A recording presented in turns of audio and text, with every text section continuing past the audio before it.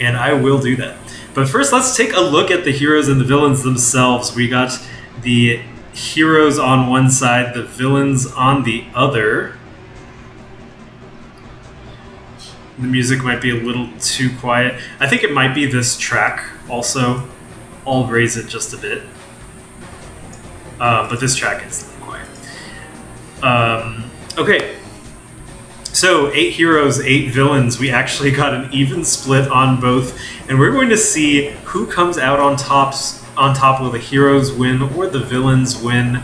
The amazing creativity that everyone... Oh, that's a song I thought you were on a train. Okay, maybe I should change the song. It's fine. So, the amazing creativity that everyone has exhibited. Just great sprites all around. I really, really like the work that everyone put into this. So I'm excited to see the theming. And yeah, put your bet on who's going to win the Miltank Division. I will be doing a Tauros Division video tomorrow, but today we're focusing on Miltank Division. Who do you think will win, heroes or villains? Let's take a look at these logos really quickly before we begin. We have Eye for an Eye, Wandering Wonders, Eyes of the Wicked, Conniving Cameras, The Jolly Jesters, Bright Falls Stags, The Murkrow Moochers, Devastating Oblivion Overdrive Militia, aka Doom, Sweet Revenge, Cleanup Crew, Empty Escorts, Dragons of the West, Ampharos Fan Club, Spirit Guardians of the Eternal Rainbow, Interplanetary Defense Force, and Malefic Marauding Malabars. Let me know if I'm saying Malefic right, by the way. I think it's Malefic, but it may be Malefic, or maybe it's just Malefic. Anyways, we're going to jump right into this. Oh, they're hidden. Oh, sorry. Let me show you these once again. The final 4. 2 whole seconds for the bottom. Listen, it's awkward juggling the sheets with the video. Okay. Alright, we're going to jump right in. And we're going to start with Actias. This team, I4NI. The fun little wordplay there. We're going off of Drayden's sprite to give that nice Father McFists look, mascot of Poliwrath, and the nemesis of Bilby Flay. So in this league, you have nemesis, and you'll be facing them in one of your weeks. In this case, it's the only week 5 Nemesis showdown, so it's going to end on a bang. And now, let's take a look at the team. We got Venusaur Mega, Arthragon, Crocodobie, Incineroar, Doublade, Purugly, Gothitelle, Electabuzz, Lumineon, Floette Eternal, Crabominable, and the star of the show, of course, Pidgey. Brief little overview into I4NI, but we're going to go to the prep doc to get the actual scoop, to get the details, and dig right in. So let's take a look at this team. We have a pretty defensively oriented team, as you can see, defense being the highest stat here, boosted by that Intimidate on Incineroar as well. Nice attacking, not leaning as much special. We're going to go right into the type chart matchup. Overall, you have one of every type. This is kind of Actias' signature thing to do. They always make sure to get one of every type. Even the types that some people skip out on, like Bug and Ice, they will make sure to get one of every single one. And the matchup chart looks really good right now, with Rock being the only weak thing, and considering Pidgey is the one that puts it over the edge, it's pretty ironclad. Crocodobie also patches up that Rock weakness pretty well. So let's take a look at how things look for hazard game. That's always something we want to look into. Right off the bat, Crocodobie is one of the best removals in the entire mod. You come in on rocks, take minimal damage, and demolition it away. There's a lot of moves that you could come into, considering that you resist Edgequake. So demolition is probably going to be the big removal. But we also have Defog Luminion. I believe Crabominable gets demolition as well. Defog Pidgey if you really want. And Defog Arthrogon. Arthrogon is a Pokemon that can also set up rocks. So you might be seeing some cheeky rocks from Arthrogon. Crocodobie is the one who will probably be setting up rocks most, but I'm not quite sure if you want to do rocks and removal on the same mon. I typically tend to stray from that. So, yeah, fact check, Crocodobie does get demolition. Oh, did I say Crocodobie? I meant Crabominable. Check if Crabominable gets demo, but I'm pretty sure it does. Floette base, I think, has Defog. I don't think Eternal has Defog, but I could be wrong. So yeah, so this team, you have a nice pivot game going on here. You have that lovely banded U-turn from Arthrogon. I love Arthrogon. Bug spam Arthrogon. Gotta be one of my favorite Pokemon on the mod. And there's no Wigglytuff to contend with in Miltank Division, so good luck trying to wall this guy. Arthrogon can equip that band, go U-turn Ultra Slicer, first impression, and just in case you think you had a counter for it, it could just throw up some rocks while you send out your Steel-type wall, and then just switch to Incineroar and keep the ball rolling. So you really got to be careful for that. Venusaur, Mega, and Crocodobie defensively complement each other very, very nicely. They switch into all of each other's weaknesses. You can go specially defensive or defensive on either of them. Dobie, of course, leaning defense. So that is a really robust core of two Pokemon there. The music just kind of switched automatically. That's fine. We're chilling. And then you got a lot of good pivots. Electabuzz, Luminion, Arthrogon, Incineroar. Overall, this team is hitting pretty dang hard. You can really pivot around and go into your walls or your offensive mons. I don't really see a big weakness on this team. The speed tiers are spread out pretty nicely. You don't have an over 120, but the faster mons have to take into account that Luminion will outspeed them, so they can't really afford to run Adamant or Modest if they're facing this team, because you might be slower than Perugly or Luminion.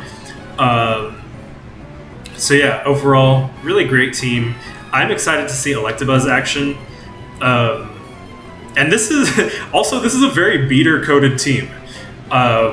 I wouldn't have guessed that Beater made it, but like this is a very Beater team. We got Arthrogon, we got Gothitelle, we got Electabuzz here. Floette, obviously the Eternal and not the regular Floette, but this is Beater vibes. So we got some heroic going on, considering Beater's one of like the top heroes of the other divisions. So some parallelisms there, which is fun. I also would love to see Pidgey. Oh, you did help Actias. Okay, your touch on this team shows then. So Pidgey, I really, really want to see some Pidgey action. I know it's kind of like an LOL mon, but like Eviomite Hurricane is kind of real. And you could throw Feather Dance on it, because Gale Wings Feather Dance is so cheeky, I'm not gonna lie, I love it. So yeah, who knows, we might see the Pidgey. But anyways, this is I4NI. Very well-balanced team. I think one of the most well-balanced teams of this league. I don't see any super notable weaknesses here. So if you're facing I4NI, you're going to have to put in a lot of work. Take some notice on what week they'll be facing their nemesis. If you win versus your nemesis, of course, you score some more style points. So, let's move on to Bill.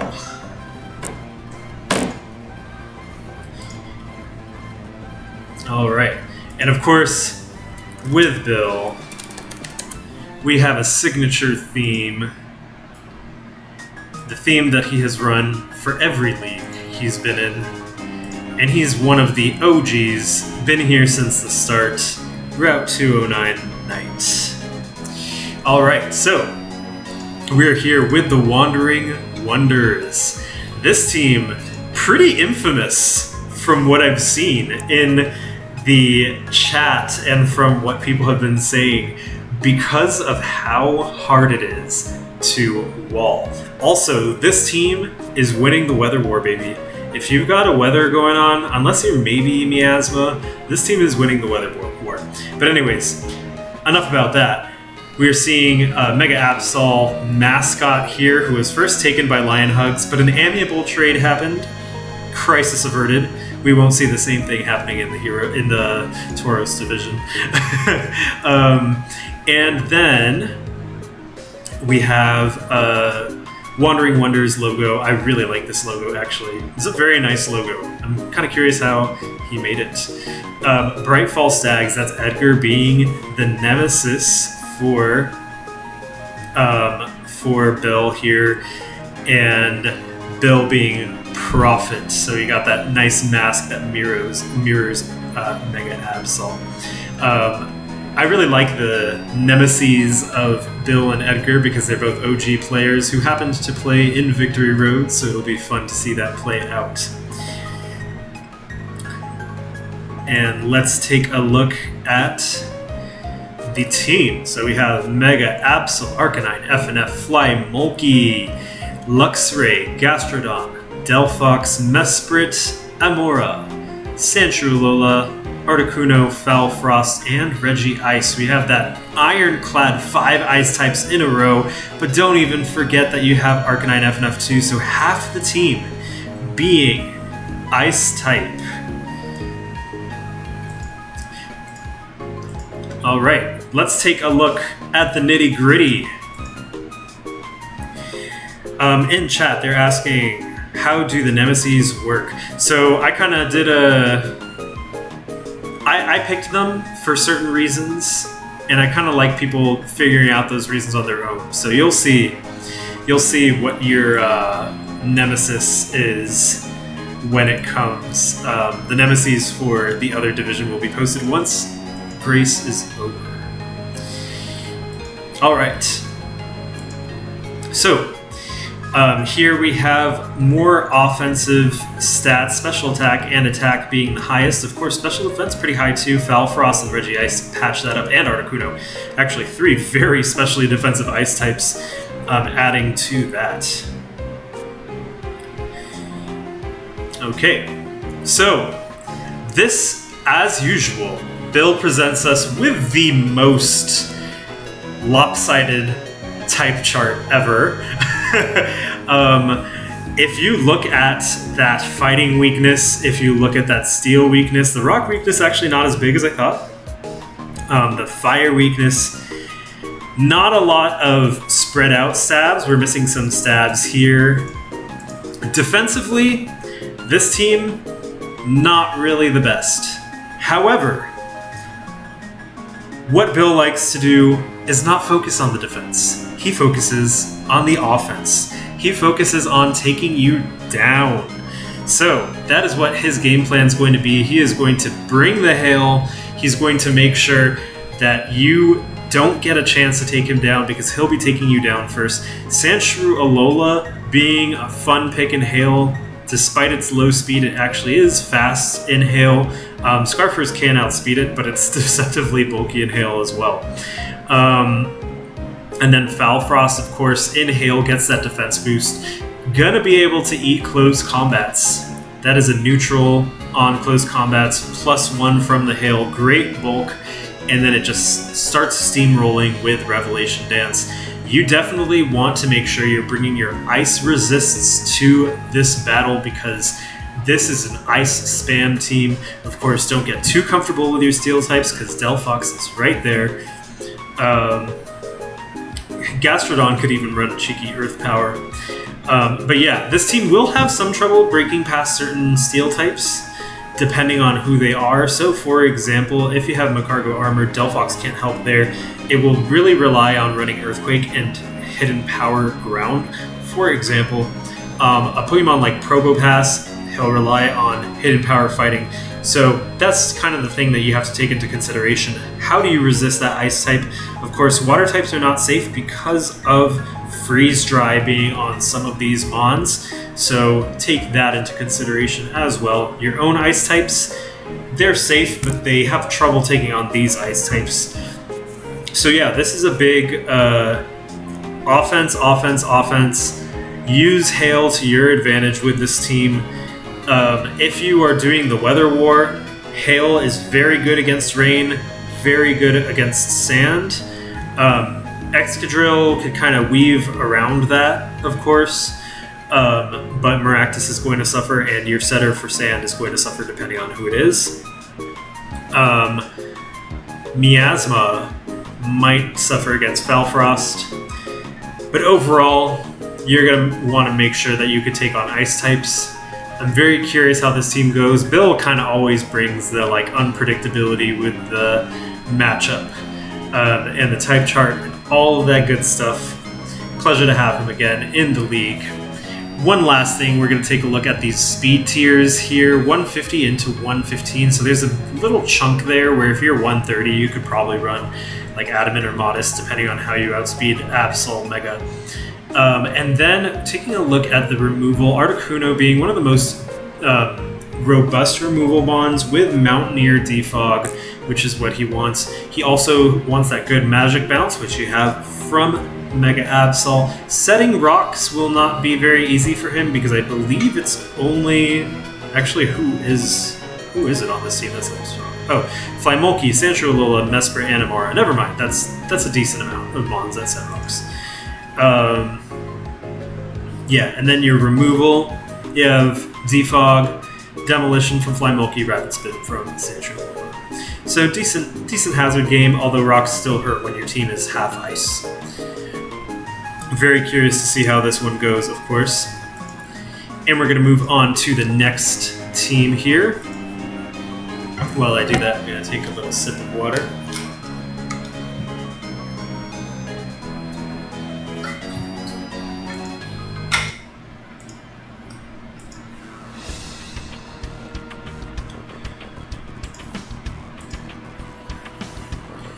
Here we are. The Lord of Night Spirit was stained with festering resent and hatred. Losing herself, she shall send her loyal servants and lead this beloved festival into utter ruin. With the gates of the festival open, a sinister shrine appears, releasing Malevolent Usageki of Eyes of the Wicked. Our first custom intro. Alright, so here we go. We got Bun, Eyes of the Wicked, Malevolent Usageki, Nemesis, the Crimson Jester, facing Jumpy in week 3. So that'll be fun to watch the two Spriters face off.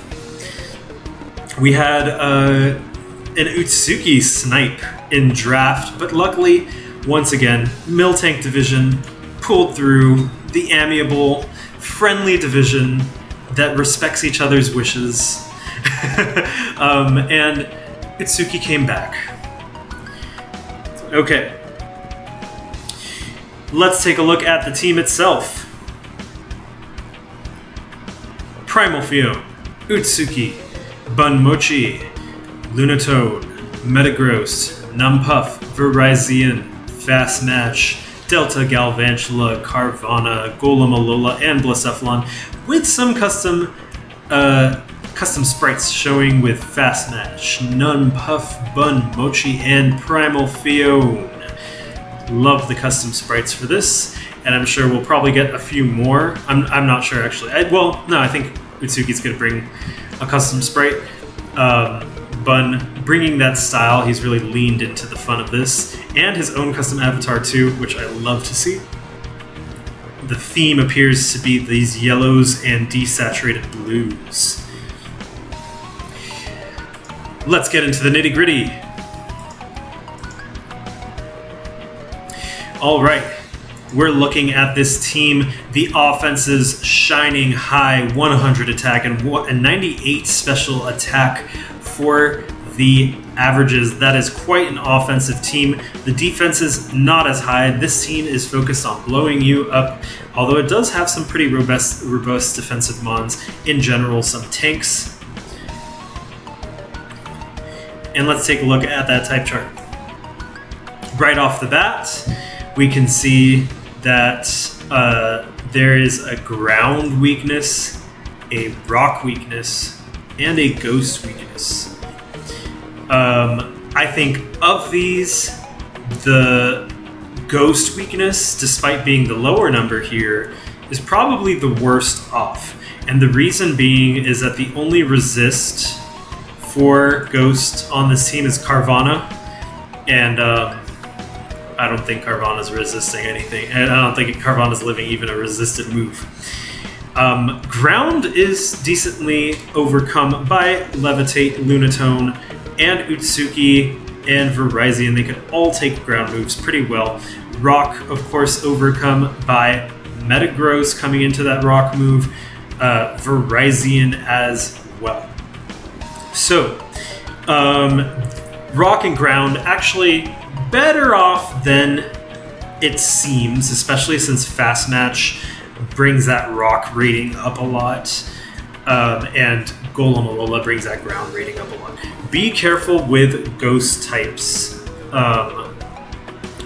Be careful with ghost types, Bun, because they will hurt. One route you could take actually for special ghosts is Lunatone. Lunatone, pretty nice at taking a ghost hit and then setting up a weakness policy and going to town. Of course, Filter, great as well. And yeah, you're gonna have to kill or be killed for those ghost types. Let's take a look at the hazards. Metagross, very reliable rock setter. Golem Alola as well. For removal, we have Defog, Lunatone, Demolition, Utsuki, Aggregate, Golem Alola actually. I think. Yes, Aggregate, Golem Alola. Aggregate, of course, being an amazing mon for the hazard control game. Golem Alola in general, I want to see do things. I feel like there's a lot of potential there. So hopefully we get some good potential from Golem Alola. Of course, one of the best things that you'll be able to do is trap steals for Lunatone and for Utsuki. Not that this team has trouble taking on steals, because between Primal Fion, Earthquake, Utsuki, and Verizon and Galvantula Delta, you have options. Oh, and Blacephalon. Who could forget Blacephalon? But it's nice if you want to go more of like a Bun Mochi heavy team style.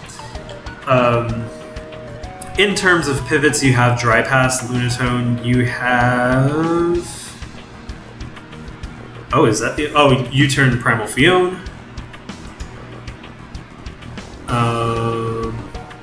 Oh, Dry Pass Bun Mochi, didn't know it got that. U-turn Fast Match, Volt Switch Golem Alola. Okay, decent pivot options. Yeah, so I think that this team is going to focus on... I really love Primal Fion and Utsuki, because Primal Fion could U-turn out of those waters, bring in Utsuki, and you just go to town. You could come in on a water, go for an agility, and then just wreck house. But when you come in on that water is not staying in. That water is switching out. And Utsuki hits whatever comes in hard. So Utsuki definitely feels like the superstar of this team, paired with Primal Fion. Of course, then you have an excellent cleaner in Blacephalon. Slap a Scarf on it. If you thought you were faster because you have a 110 mon with these speed tiers, be careful, because Blacephalon loves running Scarf. You have webs on Galvantula Delta as well, so don't count on outspeeding this team just yet. Ice Shard, Bun Mochi, you have options. Fast Match with Kindle Burst into +1 speed. Agility Utsuki. This team's speed tiers are not great on paper, but there are options for speed control for these Pokemon. So, not bad in terms of the speed tiers. I would say I would have personally gotten a 120 Mon on this team just to seal that speed gap, because being outsped by every 110 is not great. But once again, you have webs to your advantage, and your team can abuse those webs very, very well. Overall, defensive core, you have Numpuff, Metagross, Virizion actually being quite nicely defensive on this team. Metagross and Numpuff actually going quite nicely together. Strong Fires might be an issue unless you bring Lunatone and Golem-Alola or Golem-Alola. Overall, pretty balanced team, I would say. I think this is a really cool team, a thematic team. You have a lot of lunar stuff going on here between Bunmochi, Utsuki, and Lunatone. You have Primal Fione who can control the tides. It's a very lunar thing to do as well. And then, of course, 2 Ultra Beasts, because we gotta have that Nova representation.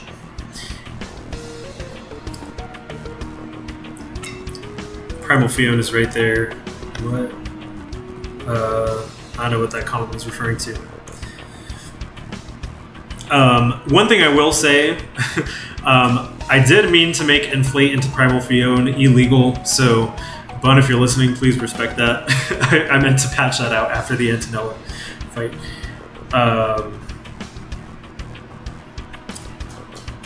Oh, that is true. That is a big weakness. No ground type. So you're really going to rely a lot on Numpuff for taking those electric attacks. You can take electric attacks, but you're not going to be able to block Volt Switching, and there have been some Volt Switches in this league. So keep that in mind. No ground type is pretty rough. But overall, pretty balanced despite the lack of ground type. Alright, we're going to move into our next team. I never knew how to fix the Inflate thing. I was just going to do a legality thing. Archibot eats. I wouldn't say Archibot eats because Numpuff is really resilient against Archibot.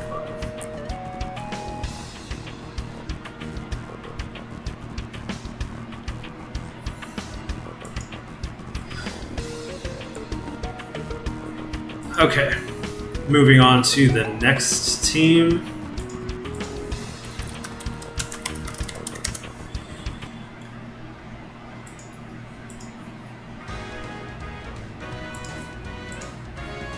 A sinister presence approaches. You try to run, but your legs won't move fast enough. The speed controller has entered the ring. That's right, everybody. We have Cart of the Conniving Camera-Ups. This is Speed Controller Trick Room Signature. I love the logo here with the mustache, monocle, and top hat. So, Week 4 Guardians of the Eternal Rainbow is the nemesis for the Speed Controller. We have the Trick Room Weather Person versus the current Multi-Weather Person facing off. Will the legacy stay, or will the Multi-Weather name be taken by Vivian? We'll find out. But first, let's take a look at this team. We've got Mega Delta Camerupt, Sorceroma, Chestnut Delta, Silvally, Dragonair Armored, Beware, Camerupt, Tentacruel, Gourgeist Small, Masquerain, Fortress Delta, and Eclipse. We got the double camels. Alright, let's take a look at the nitty gritty.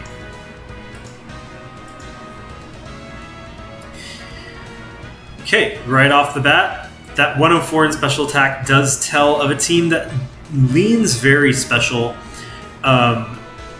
special breakers in Trick Room with some options outside of Trick Room. However, as we'll note, not a single Pokemon over 100 speed, so that is something to look into for sure. Let's take a look at the type chart here. We have actually a very robust type matchup here. No flying types, that's the only type missing on this team. Water, team a little bit weak to water. Bolstered by Camerup's water rating.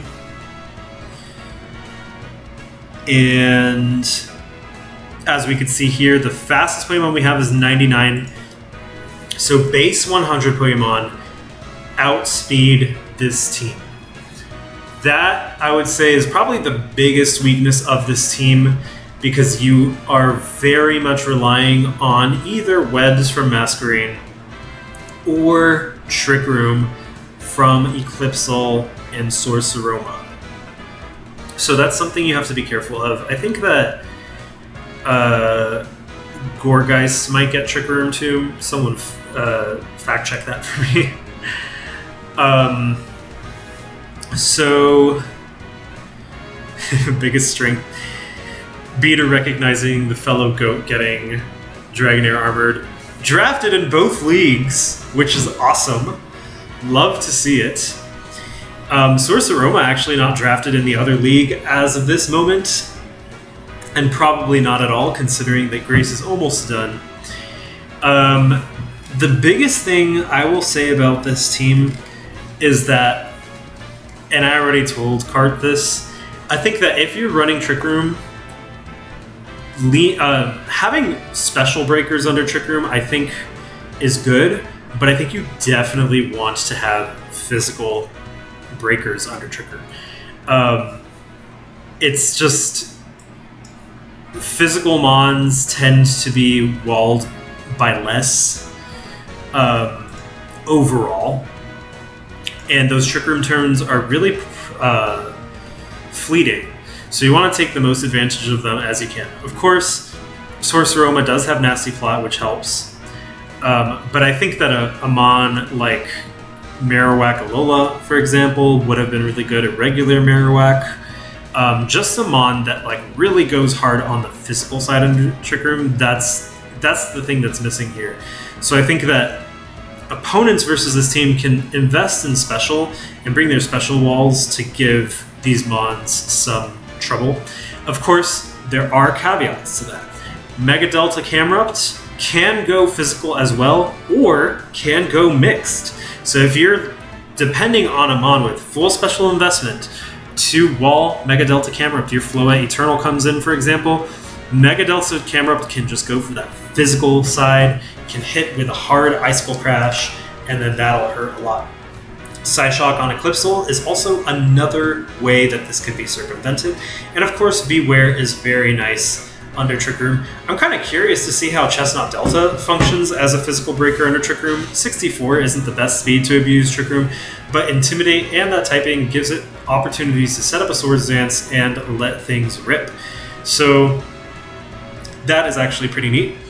Trick Room, it's going to be very hard to prevent Trick Room from going up on this team. Sorceroma has Aroma Veil, which means that you cannot stop it from Trick Rooming up unless you take it down. And it is very bulky, so good luck taking that thing down in one turn.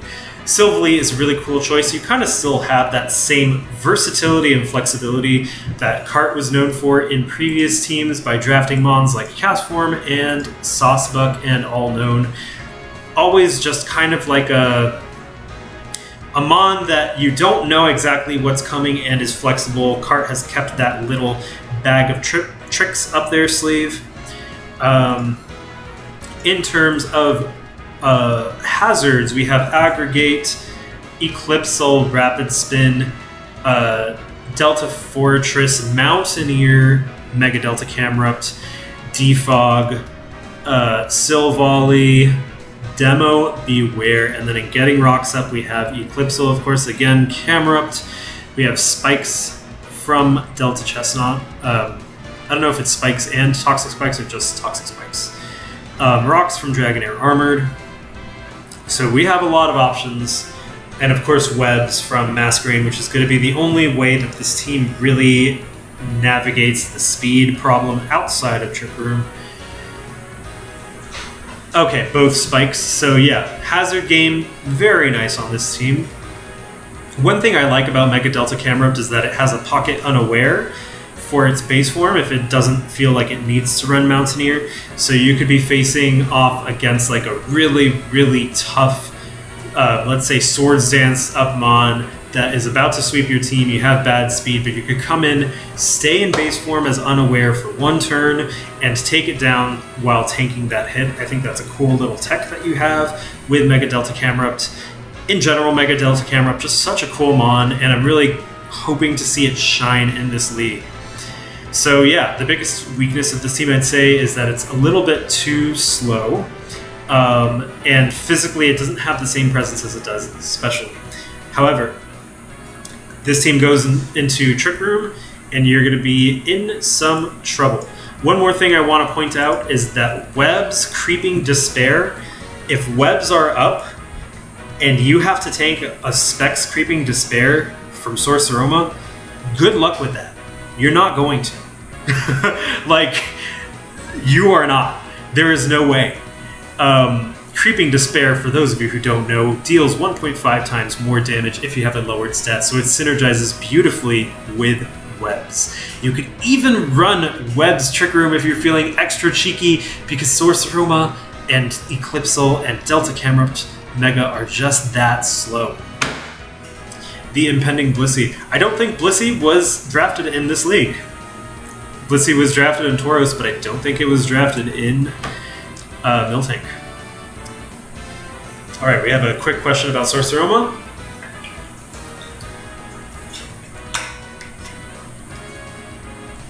How long was I planning it for? Very funny. Extremely short. It was made like a week before the arc started. That, like, most mons have been sitting for years at this point, but Sorceroma was actually made extremely short before the league started. Before the final arc started. And that's because originally I wasn't going to do Tease or Spiritomb for Antonella. And then I thought, oh, it would be cool if Tease got a Mega, because Tease is kind of the weak link on her team.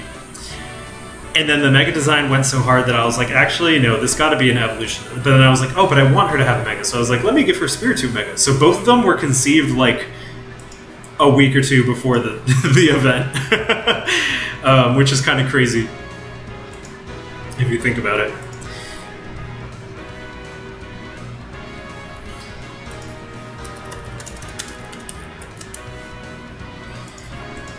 So anyways, let's move on to the next team. Yeah, that's a fun little trivia fact for people. It was very, very last minute. All right, we're moving on to next team. I'm gonna put some other music on.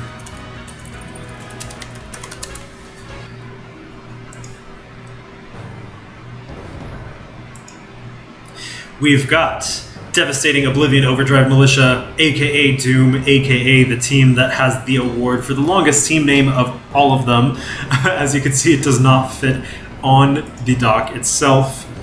This is the team manned by Eindir Ofsa Whirl. It's cut off. One second.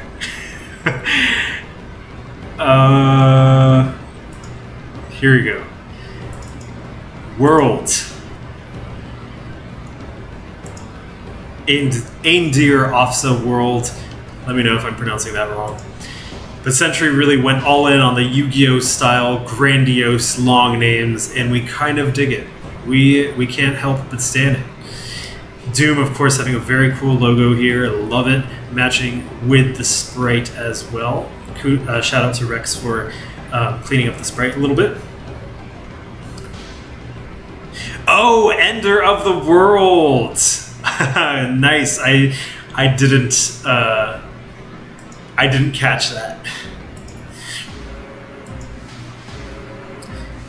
All right, let's take a look at the team. Medicham, Mega, Celesteela, Toxapex, already a villainous team right there. Kashino, Golurk, Galvantula, Cincino, Tangela, Hydreigon, Lycanroc, Darmanitan, and Seal. Hydreigon being, of course, Ghetsis' signature mon, which is what the spread is based off of, actually. Ghetsis as a base. The mascot being Golurk. This is a very evil team, I will say. If you are villain vibes, this is villain vibes as hell. Okay. Let's go into the nitty-gritty. Pretty defensive team overall. Has a good defense orientation here.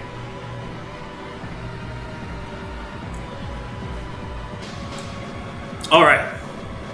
Look at that beautiful matchup chart. Stabs of every kind. No huge weakness. This is a balanced matchup chart. Sentry did an amazing job in balancing his team, and the speed tiers are great as well. You have an 100, 108, 115, 122, even spread out. There is a bit of a gap between 98 and 61, so Mons in that range that face this team can afford to run Adamant or Modest, or not invest in speed that much at all. For example, if I had like a 90 speed Pokemon and it wasn't Scarf, I would consider going bulky because 90 speed very easily outspeeds Celesteela. Yeah, the Seal Ice matchup is really funny. The answer to Bill's team just sent out Seal. So let's take a look at this chart. So right off the bat, you have Toxapex Celesteela, which is an amazing duo. Rounded out by, of course, Golurk, who could come in on those electric type attacks. Kashino also in that kind of bulky little core there. Kashino and Golurk going well together because of Golurk's clay construction ability. You have some nice resiliency to ground in general between Golurk, clay construction, Tangela, Levitate, Hydreigon, and Celesteela being a flying type. Two steel type options that are both very good. You have the Hazard Game steel, and you have the Wall of All Time steel, and they both go well with Toxapex. So this is probably the team with the selection of the best steals. In terms of offensive prowess, you have some pivoting from Hydreigon and Galvantula. You also have Cincino who can pivot. This team doesn't pack as much offense as the other teams. A lot of these mons are bulky, first and foremost, but they can go offensive if they wanted to. For example, Curse Kashino is definitely real. Celesteela, as we all know, can go offensive. Not so much Toxapex. Golurk, a very offensive mon with a great defensive profile. But the offensive picks of this team really go in hard. Medicham Mega in particular, any offense that you thought, I could take these offensive hits, Mega Medicham does not apply to that. Mega Medicham has pretty much no walls. You basically have to have Sableye or Spiritomb to reliably wall this thing. So be careful for that when facing off against this team. Of course, there's webs as well, so just in case you thought you could outspeed Mega Medicham, think again if the webs go up. Bloop pointing out that this team would kill for a Witch Passer. Yeah, Golurk, Kashino, and Celesteela really love having Wish. So that is one area that this team would have really liked a solid Wish passive. I do want to mention Darm as well. Darmanizen being a really powerful special presence. I think a lot of people didn't know its sheer capabilities until NU competitive season, where it was tearing down the house. Its stabs are very hard to switch into, and it gets a U-turn. I think people thought because it was slow and because it was item locked that it wouldn't be that good, but actually its item boosts its output really nice. So another premier mon on this team. And its speed is just high enough that if you run webs, you actually can invest in speed if you want to for it. There's that option there. So yeah, I would say that this team has a nice option of what core it wants to pick. It has good hazards, of course, Lycanroc being a premier hazard vomiter. You have Spin Kashino, you have Demolition Golurk, you have Defog Hydreigon if you need it. There's just a lot going on with this team in terms of the versatility that it has. Biggest weakness, I'd say the one that Blue pointed out, no Wish Passer means that Kashino, Golurk, and Co. can be worn down over time. However, leftovers, especially with Kashino and Pressure, do a nice job. Leech Seed on Celesteela, you could do a Leech Seed into a switch into Golurk or Kashino for a little bit of healing. I think this team would have liked... I could see Bulu on this team going really hard. Grassy terrain would kind of bolster the recovery of these mons better and support Kashino with and Toxapex with that ground weakness as well. But overall, very, very good team here. Solid options for defense and offense. Good hazard game control. A tough one to face. So good luck to those of you who are facing Ender of the World or Andir of the World. Oh, and I didn't mention week 2, the matchup versus Cleanup Crew. That's Mud's team. That is the nemesis for this team.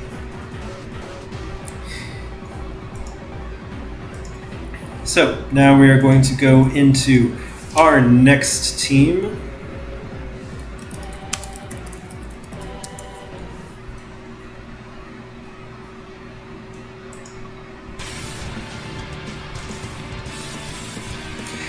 We have the Murkrow Moochers being led by Cloudy. No villain name for this team outside of Cloudy. She might change that, or she'll probably stick to Cloudy. Who knows? I want to say I do really love this sprite. It's such a nice, I love the coat and the dress and the determined expression. Love the logo too. This is one of my favorites, so great job. I like that it kind of has that same vibe as the Collision City arc that we just did. Mascot of Murkrow, so once again carrying on that vibe.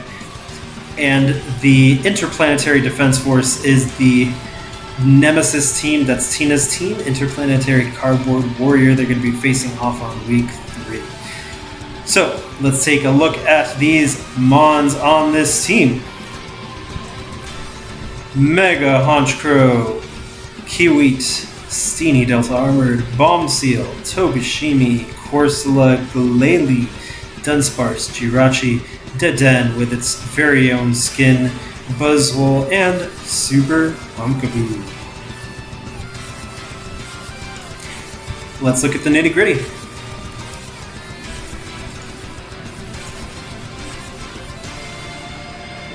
Alright.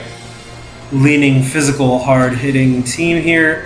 Very good defenses all around, speed being the lowest step. We'll see how that shakes up in the speed tiers themselves. Gonna take a drink of water real quick, but here is the matchup chart.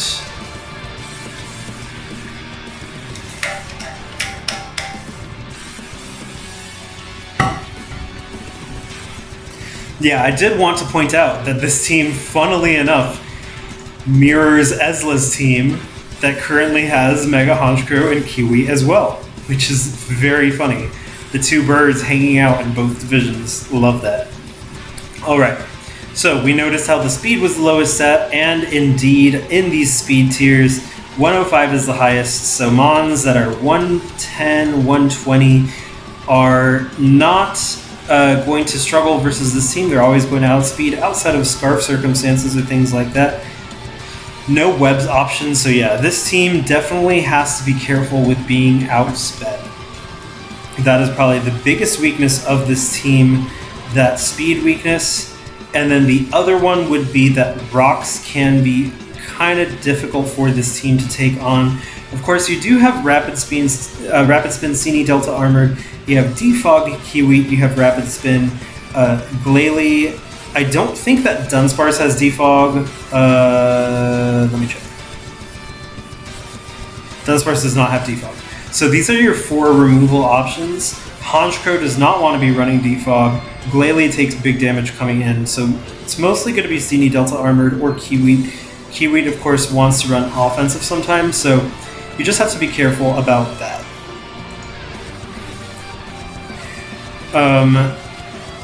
Sini Delta Armored, I think, will be coming nearly every week to be the spinner of choice.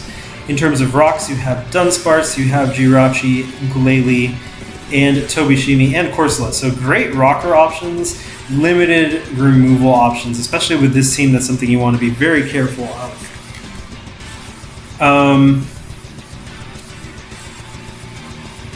Mentioning the freeze-dry weakness, I think between Jirachi and Yache Kiwit, and mostly those two, it's pretty doable. So I don't think it's too bad. And I think the freeze-dry weakness doesn't come in a lot of matchups. So not too bad, I would say. Definitely going to have a hard time facing off against Bill's team. I actually don't know if they're scheduled to fight. No, dodged a bullet there. So, yeah, I don't think it's too bad. In terms of offenses, you have hard-hitting physical with Honchkrow, Kiwit, and Buzzwole being those premier wands, and Bombseel.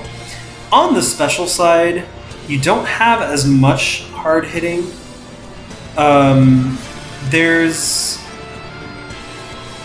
There's Glalie, who we know can hit pretty hard. Jirachi can pull off special sets. Deden is like probably the biggest one. Deden being able to run Calm Mind Plus, which is really nice.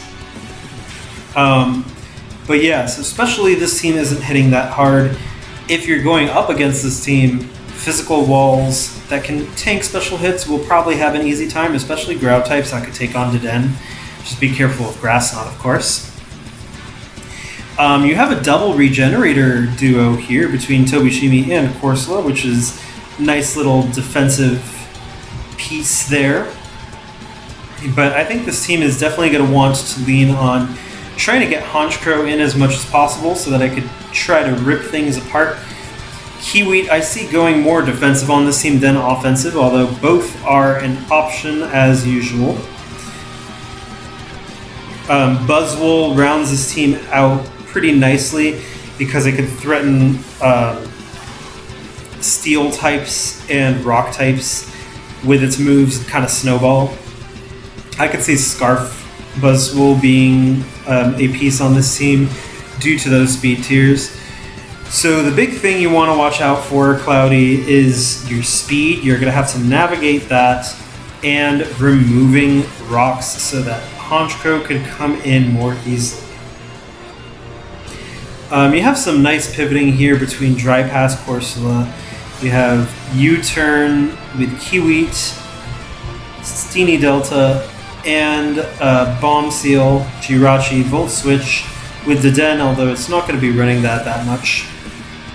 So, nice ways to kind of weave in and out. I do like this team quite a bit. I think it looks fun to pilot. Definitely, though, you're going to want to be careful of that speed. So I think a Scarfer is definitely borderline mandatory on this team.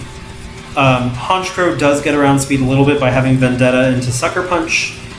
And of course Deden with plus. So there's things that you could do to kind of patch that a little bit, but it will be a bit of a battle. So take that in mind. We're going to move on to the next team.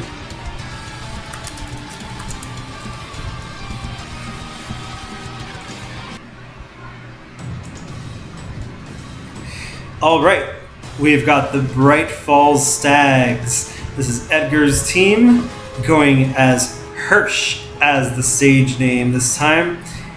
Wandering Wonders being the nemesis of this team. So again, like I mentioned earlier, you have that Bill versus Edgar, OG versus OG, facing off in week 4. Got that, what's it called? Something cam, wild cam, trail cam of the deer with that aura, and that matches actually Go-Go Mega. So let's take a look at these mods. Go-Go Mega, Starmie, Nihiligo, Haxorus, Manetric, Honchkrow, Passimian, I was about to say Pacific, Passimian, Delta Joltik, Sledge Sparse, Klefki, Entei, and Abra. Time to get into the nitty-gritty. Yeah, sorry, my screen was glitching out there for a second. Ignore that.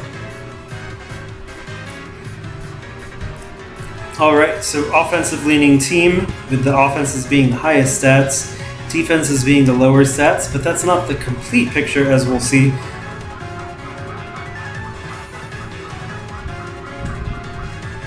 Okay. Spread out speed tiers, 120 being the top, and we have that in between with Starmie, Nihiligo at 103. Some nice spreading out here. Not too much on the bottom, but it's spread out enough that I think the speed tiers are decent. I would say that going over 120 is nice because you will be facing off against other 120s, but not too big a deal. Manetric also has that really nice minus pivoting so that you can pivot into something like Haxorus and outspeed on the next turn, which is very desirable. Right now we see the biggest weaknesses being water and ground. Ground being the bigger one, although water is pretty big too. The reason why the ground weakness is so big is that your only resist really is Mega Go-Go. Sledge Sparse is like a pseudo resist because it takes earthquakes very well and doesn't fear Edgequake like other mons do. Honchkrow immune, but it's not really a true resist, I'd say. So Go-Go is probably going to be coming to every single battle in this team. Because that is what you want to circumvent. That ground weakness is pretty dire. Scarf Earthquake can really wreck house here. The water weakness is also pretty big because your resist is Starmie, and Starmie is not really the best defensive mon, especially if you want to run it in an offensive manner. Nothing else can really take a water move, so those are two pretty dire weaknesses for this team, and something that I would definitely be careful of.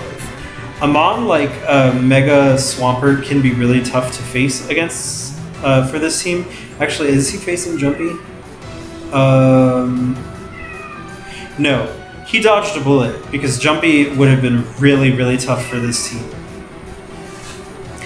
Yeah, Specs Surf or Specs Hydro Pump, also very tough for this team to handle. So on the defensive front, I would say that that is something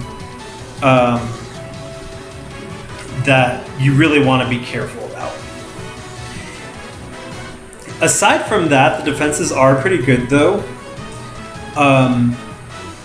Ice is actually kind of hard to take on too.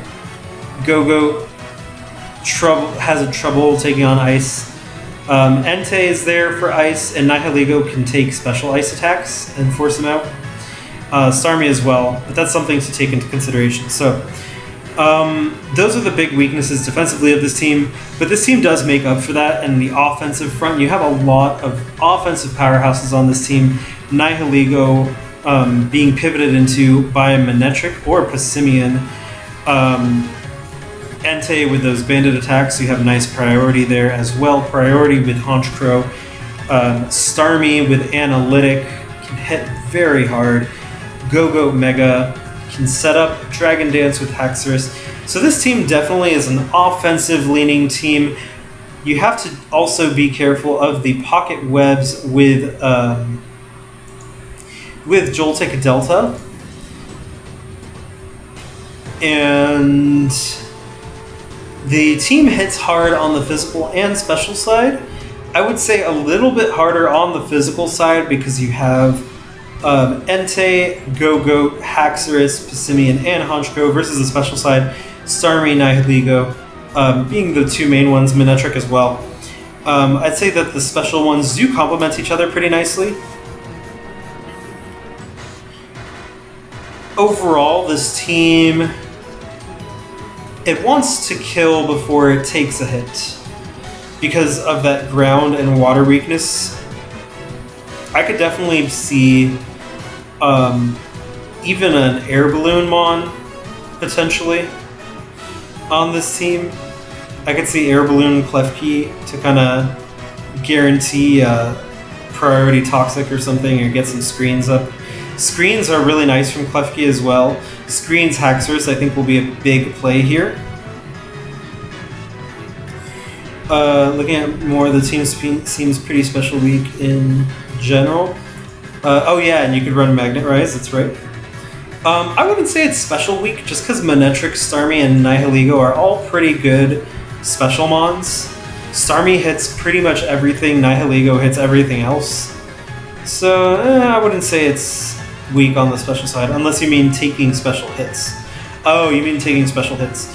Yeah, it definitely leans physical defense over special defense. Nihiligo is more of a special tank. Go-Go more of a special tank. But yeah, special attackers will be hard for this team to face. I think that Klefki definitely wants to run light screen a lot of the weeks, so that that weakness can be kind of patched up a little bit. But true, yeah, strong special presence will be tough for this team to contend with. So this team definitely wants to kill things before it takes hits. Overall, pretty cool team though. One last thing I'll say, rocks. Nihiligo, Sledge Sparse. Sledge Sparse having the coveted moldy rocks. And then Demolition from Haxorus.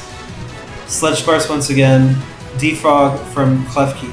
Sledge Sparse has a lot of weight on it as the hazard control mon, so he's going to have to pick whether to run rocks or demo or both.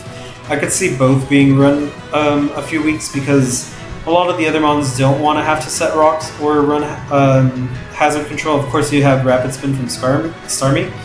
But I think this Starmie wants to be offensive more than utility. So Sledge Sparse has a lot of a big role. You could expect Sledge Sparse to be coming quite often.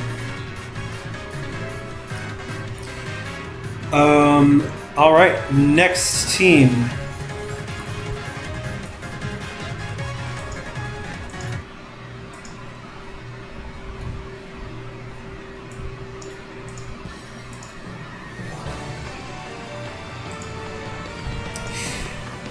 Roll up, ladies and gentlemen, boys and girls. As the sun sets on Festival Town, let your worries subside over the fate of the play as we welcome in the Joker of the Night, the hooligan of the streets, the buffoon of the hour, the Crimson Jester of the Jolly Jesters.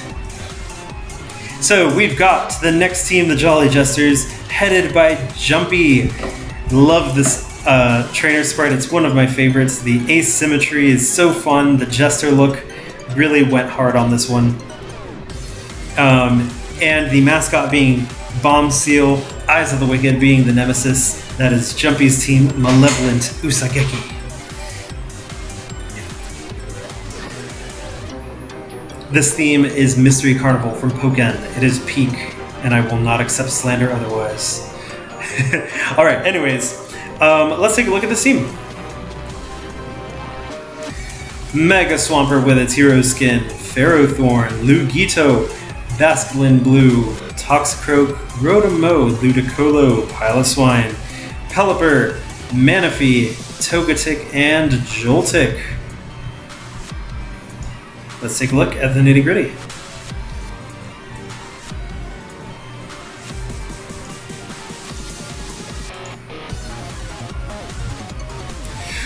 An all-rounder kind of team, although it is a weather team, so it will be hitting pretty hard. Stats can be deceiving. This is a classic rain team through and through, and perhaps the most classic of the weather teams. It's not dual weather, it's not unconventional weather, it is classic bread and butter rain. Although we do have some treats here, like Lugito, who is very fun as a Swift Swimmer. So, let's take a look at that speed chart. We have 118 into 100, quite a little bit of a gap there, but remember that a lot of these mons will be faster, like Lugito, Swampert Mega, and Ludicolo in the rain, so this speed chart is a little deceiving if you look at it only on its face. You have to outspeed those weather mons. Rain being Pelipper set, so Pelipper can U-turn into its abusers. We've seen this before. Phero Thorn having that fire weakness patched up a little bit by the rain. Toxicroak being able to come in on other waters because of dry skin. And then Piloswine being a premier Bolt Beam resist for this team, just in case you thought you could spam Freeze Dry and Thunderbolt. Think again.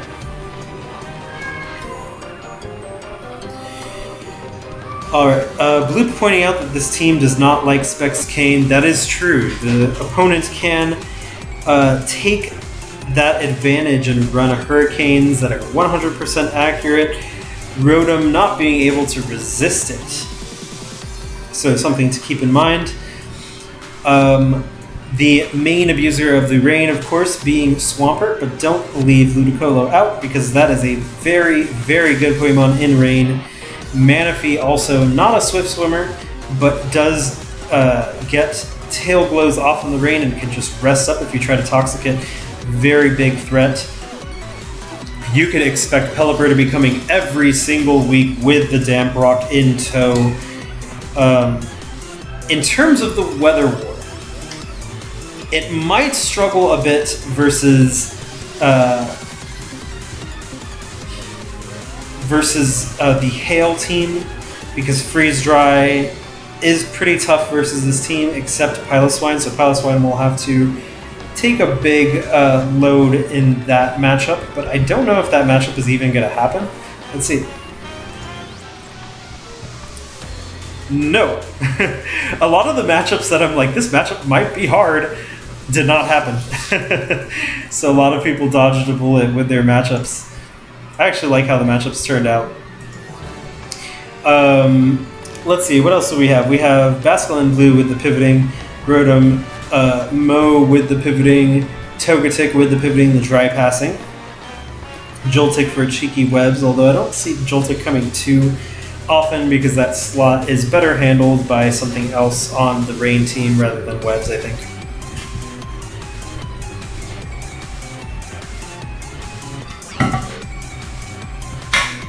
Let's see.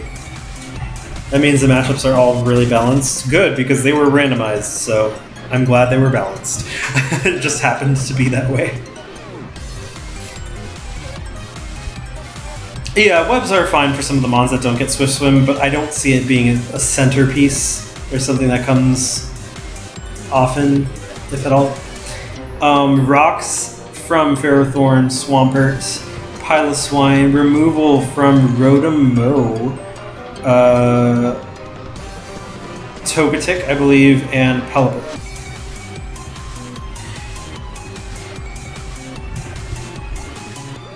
I'm really curious to see Lugito. Swift Swim Eviomite Lugito seems so fun. Oh, and Lugito has removal as well. I also think that Toxicroak can pull off a cheeky Toxicate to really hammer down those grass types, I think they might be able to switch in. Does Lugito get Hurricane? I think it does. Because that seems really fun in the rain.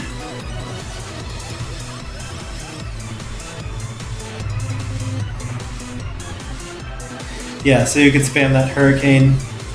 I think the biggest weakness of this team is flying, like Bloop said. Specs Hurricane. Actually, oh wow, there is no flying resist on this team at all.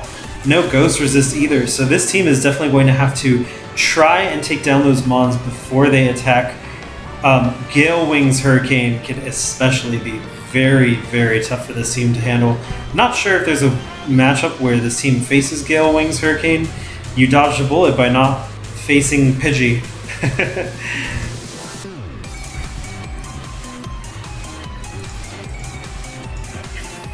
Only one normal resist too. Oh yeah, that's true. Ferrothorn has a lot of load bearing here. So yeah, I think that be careful for those. Those are the biggest weaknesses, but there are strengths for this team. Water spam, very good on this team, and in case you think you could take the water, Ludicolo has another thing coming for you, as well as Lugito with those Hurricanes. So, overall, nice rain team, a little traditional, missing that cane resist, but otherwise pretty good. Let's get into, a Heliolisk would have been really good here. Like Heliolisk over Rotom-Mow maybe, patching up some of the speed tier difference, taking Flying and Ghost. But yeah, let's look at the next team.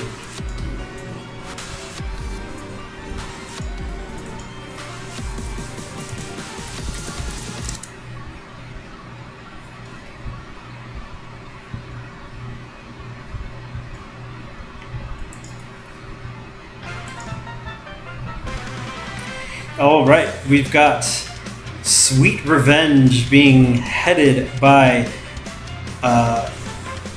Bilby Flay, which is LionHugs. Got the chef outfit.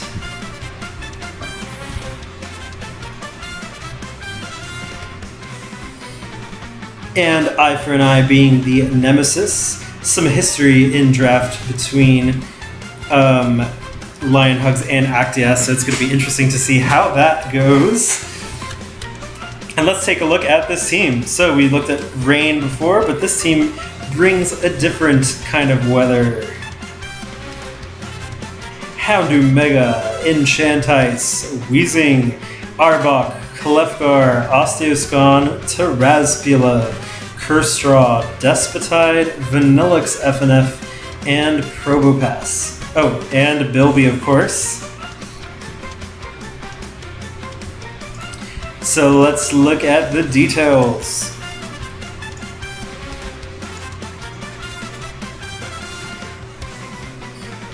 All right. So overall, pretty balanced team. Speed being HP being the lowest stat. Actually, there's a lot of low HP mons here. Speed being the second lowest.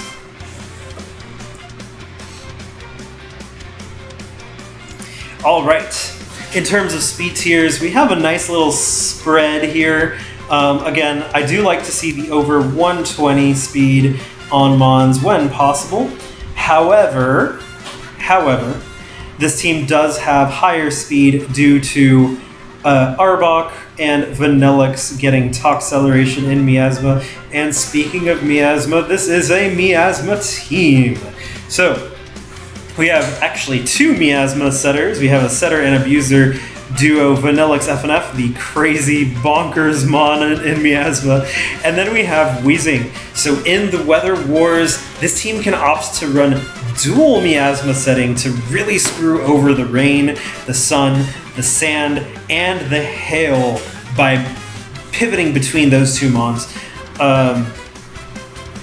Or you could run Toxceleration Vanillix FNF because it kind of dumpsters every other weather. minus sand if they could go first. But yeah, this team very poison-centric, so you better have your steel types ready. Although those steel types are going to have to contend with Probopass possibly trapping them, Osteoscon destroying them with Bone Meringue, and Houndoom Mega taking them down with strong fire moves. This team is prepared for the steel types that might try to be answers to this team. Of course, this team is extremely grass resistant, so if you are a grass type Mon, or God forbid Utsuki, although that matchup is not happening, so dodged a bullet there. Grass is very, very resisted. Poison very resisted, fairy resisted. Those matchups are very lopsided. Rock is this team's biggest weakness, with only Osteoscon and Probopass being able to come in super comfortably against Rock. However, I will say that Probopass is a stellar Rock resist, being able to resist Edgequake, spin, set rocks. Probopass is really a big centerpiece on this team. I actually experimented with Miasma Probopass in OU before, and it is pretty good. I see Tina making the comment, I need to switch up my... well, I'm not going to say. I'm actually not going to say, because this is not... Whoops, this is a different chat. Never mind. But Tina is going against LionHugs. I will say, I think that there is one too many poisons on this team. I don't think that Clefcard was particularly... Yeah, sorry, Tina. I said nothing. I don't think that Clefcard is particularly needed here, but it is the mascot, so I respect the mascot pick. Enchantice is really cool here as something that takes down opposing poison types. I will say, one area that this team is extremely lacking is pivoting. If we look at the pivot mons, we have Memento is the best pivot option, Bilby with U-turn, so LOL. Dry Pass, Osteoscon, and Probopass Volt Switch are pretty much the only big ones here. So that's an overall relative lack of momentum compared to other teams. This team just wants to kill. That's what it wants to do. Despotide is really nice at taking on opposing water types, as well as plowing through bulky grounds. Terraspula can kind of do the same thing. I really like this team composition. Defensively, it's pretty decent, actually, for a miasma team, for a weather team in general. Offensively, obviously Miasma hits really hard, so we're going to see that. What Terraspula is doing, Terraspula is good against ground types, and it's just chilling. Terraspula is just cool. That's the answer sometimes. Sometimes you just got to be cool. It also does benefit from Probopass trapping steals, because steals are the biggest thing holding Terraspula back. So yeah, this team hits pretty hard. Of course, you have a strong special setup with Nasty Plot, Houndoom, Enchantice, and Vanillix FNF, but then you also have that physical option of Despotide, Terraspula, and Osteoscon all having setup moves, so this is a setup-heavy team if it wants to be. It's a outspeed in Miasma and kill team if it wants to be, and it has decent defensive options. Probopass is definitely on rapid spin duty 100% of the time. You could run Demolition Despotide and Defog Weezing. So, those are good options. Overall, really excited to see how this team goes. I think Miasma is the most underexplored weather in the mod, so we're going to see how it all plays out.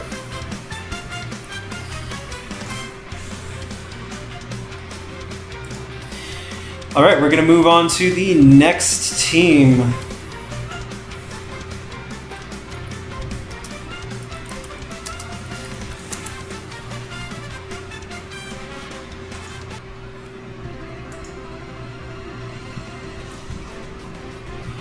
All right, we've got the cleanup crew headed by Hazman, another awesome trainer sprite here done by Rex. Shout out to Rex for doing so much great work during this league. This is Mud's team, Oblivion Overdrive Devastating Oblivion Overdrive Militia, aka Doom, being his matchup, his nemesis. Alright, let's take a look. We've got Mega Sableye, Mothim, Vikavolt FNF, Curem, Comfy, Tauros, Primeape Armored, Staryu, Garbodor, Kadabra, Typhlosion, and Fortress.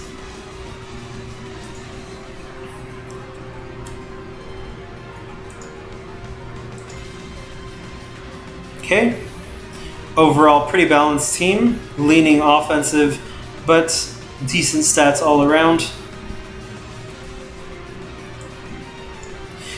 Alright, so the thing that is notable about this team, first and foremost, this team handles hazards really, really well. You have Aggregate Garbodor basically single-handedly winning you the hazard matchup on any team build. Demolition Vikavolt FNF, Rebound Sableye Mega, Rapid Spin Fortress. And then in terms of hazards itself, you have rocks, spikes, more spikes. The hazard mons all can set and remove hazards. This is especially valuable for Mothim, who is a centerpiece of this team. Not only is it the fastest mon, but it punches holes into things for other mons to capitalize on, such as Curem, Typhlosion, and Tauros. Could easily come in and kind of plow through things. I will say there's a big speed gap between Mothim and Tauros. A 120 would have been nice here, but Mothim does win you a lot of speed wars, so that's really nice. In some matchups, you could actually run Adamant Mothim to really get that banned Adamant tinted lens, nuclear bomb holes being punched into teams as you pivot around. In terms of other pivots, we have Primeape Armored, Vikavolt FNF, Comfy can pivot as well, and Fortress. Bloop pointing out that the bottom speed tiers aren't that amazing either, 75 to 43. Yeah, you can, a 60 would have been nice there, but the top speed tiers are the more important ones generally speaking, but yeah, that is true. But yes, you can pile bulk on the slower mons, like the 60 speed mons, 65, etc., because they won't be outspeeding most of the mons. All the speed kind of concentrated in here. There is a big flying weakness on this team, the only mon resistant being Vikavolt FNF. Vikavolt FNF probably coming to every single matchup, because that flying weakness is pretty huge. The people who have like strong flying spam, if they're facing Mud, and if they're facing Jumpy, there's kind of a theme here. There's been multiple teams that are weak to flying. I think Cloudy's team might have been a little weak to flying as well. So, although Cloudy is the flying spammer with Kiwi Mega Honchko. So flying, definitely something that has an advantage in this league, and in general, just a really awesome offensive type. But yes, flying goes hard here into this team. Rocks, not as much, because Vikavolt is really, really robust versus rocks, and you have another option in Primeape Armored. Decent defensive mons. Sableye Mega, of course, being a premier defensive mon. Vikavolt, Garbodor, Fortress. And then you could pivot into your offensive mons. Typhlosion, Mothim, again, Mothim being such a top mon. Tauros. This team definitely does lean physical over special. Actually, no, Curem kind of rounds that out as well. Moldbreaker Earthquake can be an issue, that is true. That's an option from Excadrill and Sledge Sparsus League, I believe.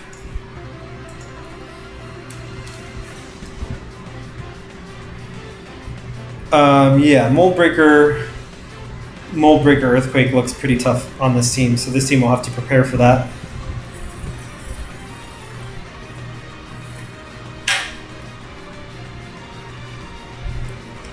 Fire weakness also being kind of big. When Starmie is your when Staryu is your resistant and Typhlosion, it could be a little tough. So those are things to be careful of. I would say this team gets the most mileage out of pivoting a ton with Mothim and then forcing things out into the offensive mons that come in, or bringing in defensive mons like Vikavolt FNF to kind of put the hazard game in your favor. Garbodor being the mascot here, which is really cool. I like the cleanup crew mascot with Hazman. A signature mon for Mud. And I would say water spam could actually be kind of tough too. Because Primeape is really your only big answer, because Staryu is not making much grounds there. Oh, and Kyurem.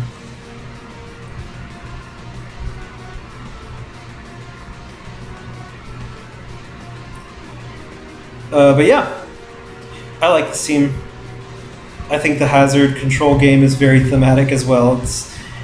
It's pretty cool when a team reflects the theming in its mons. So cleanup crew, yeah, you're not keeping hazards up versus this team easily. Okay, we're gonna move into the next team.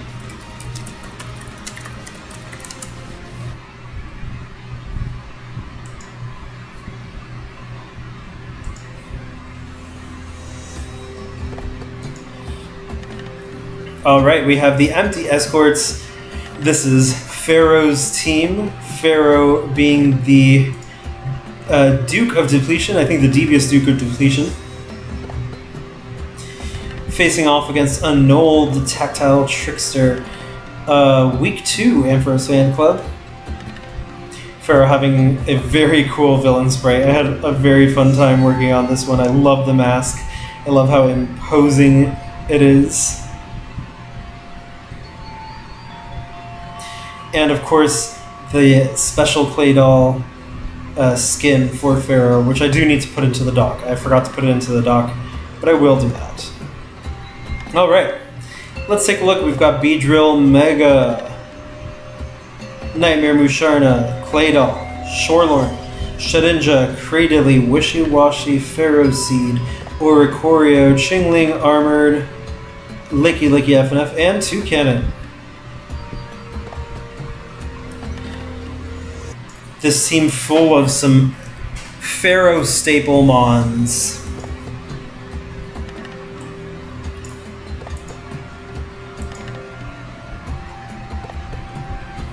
Alright, taking a look at the nitty-gritty. Okay, I don't know what's going on here.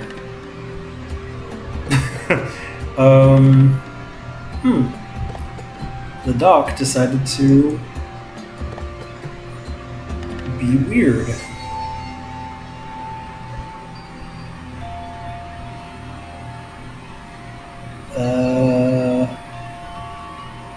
Technical difficulties. Let's see if it works let's see if it's Team 11 that's the problem here, or if it's the team itself. Okay, I guess Team 11 is glitched for some reason. Alright. So this team's special defense is the highest stat, HP and speed being the lowest. Not surprising for Phero, since Phero likes to... Shedinja brings that down a lot, and Phero likes to run some slower mons.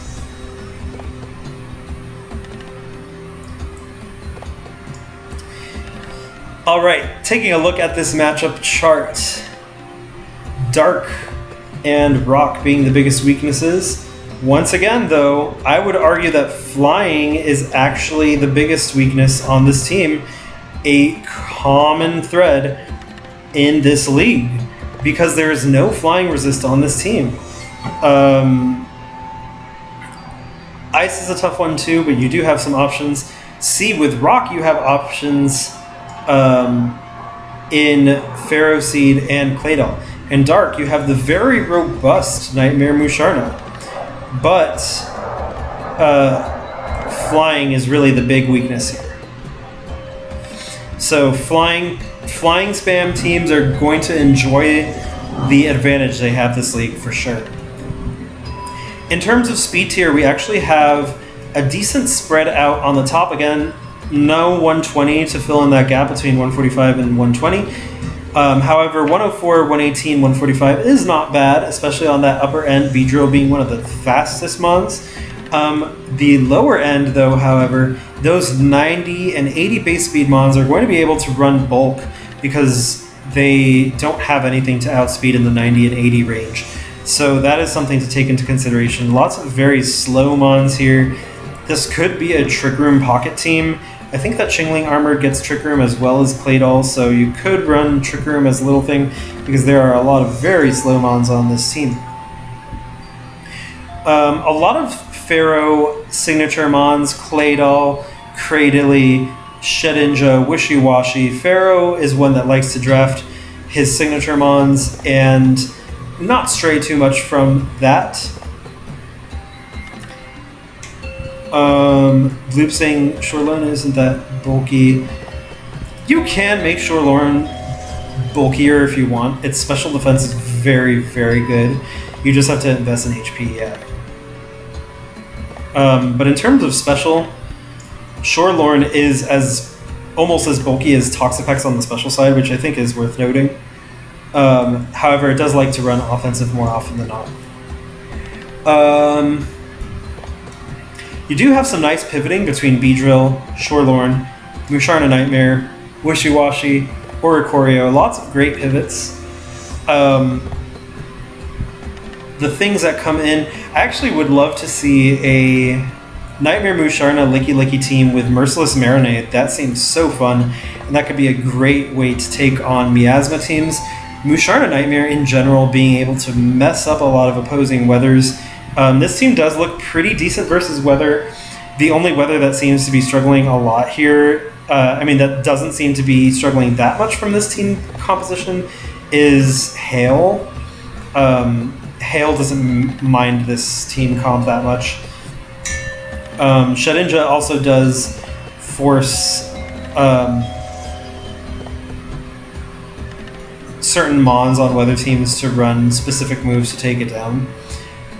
So, for example, if you have like Excadrill or Vanillix FNF or Mega Swampert, just naming some of the big weather abusers, they do have to pack a move for Shedinja if they want to be able to stay out and not be forced out by it.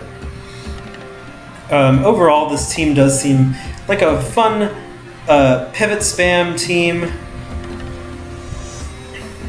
Yeah, Excadrill runs rock moves anyway, so it's not too big an ask.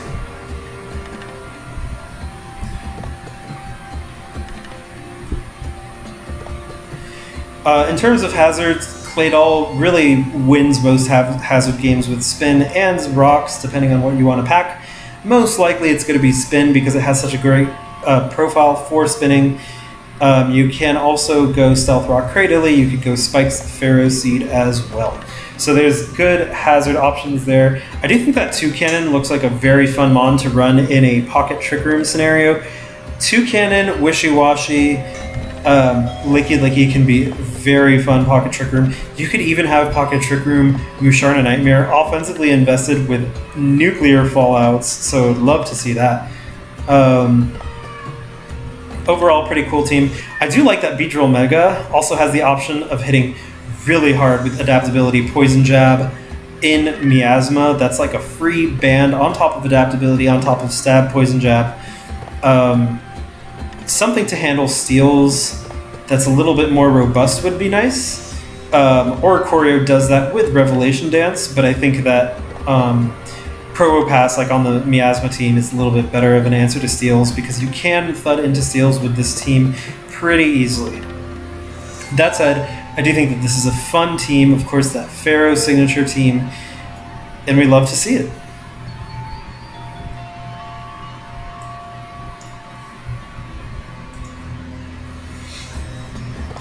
All right, we're going to move on to the next team.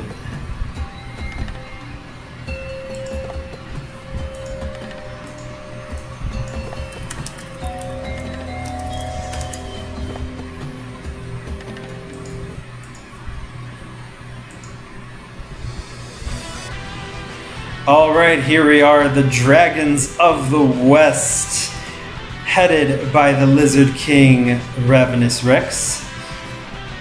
Very fun thematic team. I love the theming on this team, and it is one of our 2 teams that currently has skins for every single member involved in the team, and those skins are on the dock as well. And as Rex says, the Lizard King says, "Never fear, your savior is here." Let's take a look at the team members, shall we?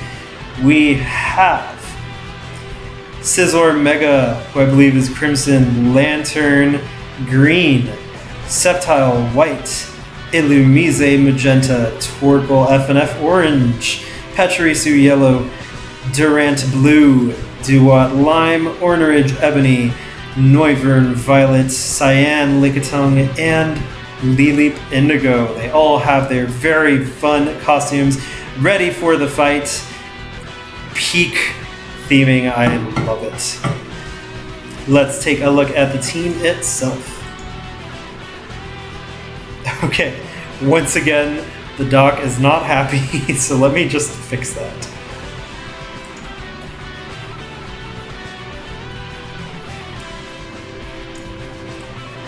The lower ones seem to not be cooperating, the lower numbers on the dock, so I'm just going to move them all up now.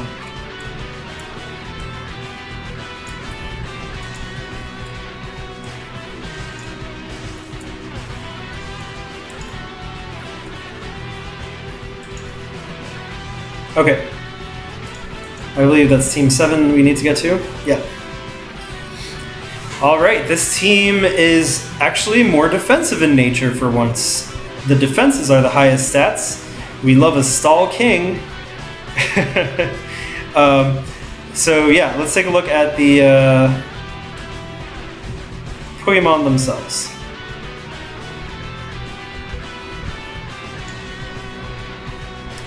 Okay, so we are missing a lot of stab here. I think that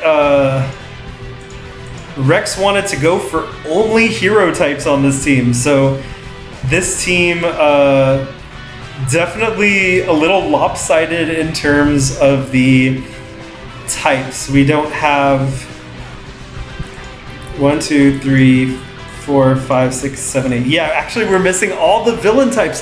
This is the most heroic team of them all. Oh my gosh. Okay, so that leads us to some very interesting matchup chart shenanigans here.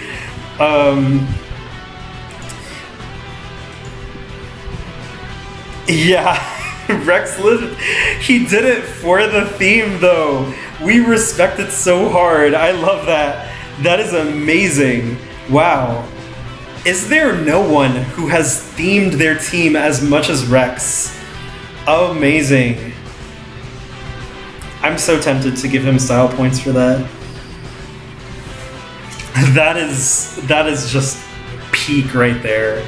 Oh my gosh, chef's kiss. I'm saying this specifically so Stella's like, what? I see it worked. Okay, so let's take a look at this type chart. Despite what he's working with, I gotta give him props. It's not that bleak. It's not that bleak. It's actually less bleak than other teams that were working with the full chart. It actually has some answers to flying, for one. The biggest weakness is, let's see, Fairy, although you have Mega Scizor, so is it really a Fairy weakness? Lantern also just comes in on Moonblasts and does not care. And then you have Ice, which you have big weaknesses, but you also have big resists. The big resists being, of course, Scizor, Lantern. Between Scizor and Lantern, you actually have a very nice matchup into Hail teams, because if the Hail Mons are packing Hidden Power Fire, what are they going to do versus Lantern? Not much. And a Hidden Power Fire actually does not kill Scizor a lot of the time. So, yeah. Let's look at the speed tiers. The speed tier is actually pretty nicely balanced out. You have a big gap between Lantern and Torkoal FNF, but that's in the lower area, so it's not as important. The upper speed tiers do look very nice, though. You have a over 120, you have a in the 110 range, and you have your 90s, so not bad at all. Foul Frost can be tough. It can be tough because Scizor can't bullet punch it. Scizor legit might just run Iron Head for it, but Lantern kind of just sits on Foul Frost. Like Lantern could just come in on a Foul Frost. So I don't think it's that tough, because if Foul Frost is running Hidden Power Fire, then Lantern is just coming in, and it has to pick between whether it wants to fish for boosts or hit Scizor with Hidden Power Fire. It might get an Iron Head in the process. It's kind of rough for ice types. I don't think he's not facing Bill though, but this team is actually, for the limitations it has, I kind of stand. Let's take a look at the hazard control. Defog Mega Scizor, Defog Illumise, Defog Spin, Torkoal FNF, Defog for Ornridge and Noivern as well, Rocks Lily, Rocks Ornridge, Rocks Torkoal FNF, question mark? Actually, I don't think it gets Rocks. I could be wrong.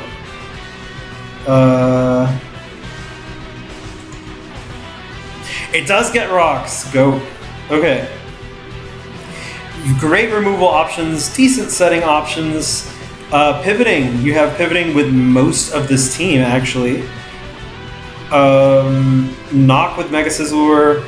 Yeah, this team, actually, I gotta give Rex kudos. I actually did not realize he was only going for a hero types team, and he made it work pretty well. I will say that Ghost is tough for this team. You have no resists outside of Lickitung, which that would require you to bring Lickitung, which is an ask, but not bad at all. Not bad at all. Not gonna lie. Good job, Rex. I think this is my favorite team now. And that's a lot, saying that Mega Scizor is on it, okay? Love this team. Great work. I'm very excited to see how it goes. All right. Speaking of the other team that is completely themed, we have one more.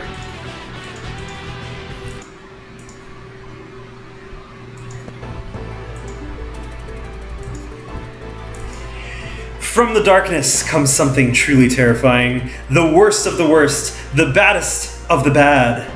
The only one who truly has the power to rule them all. With her absolute control over any and every Pokemon, the dark, dastardly, and devilish, malevolent Magica Arcadia is the one above them all. We have the other extremely themed team we can't help but stand. And where Rex got points for being only hero types, we have points for that amazing intro.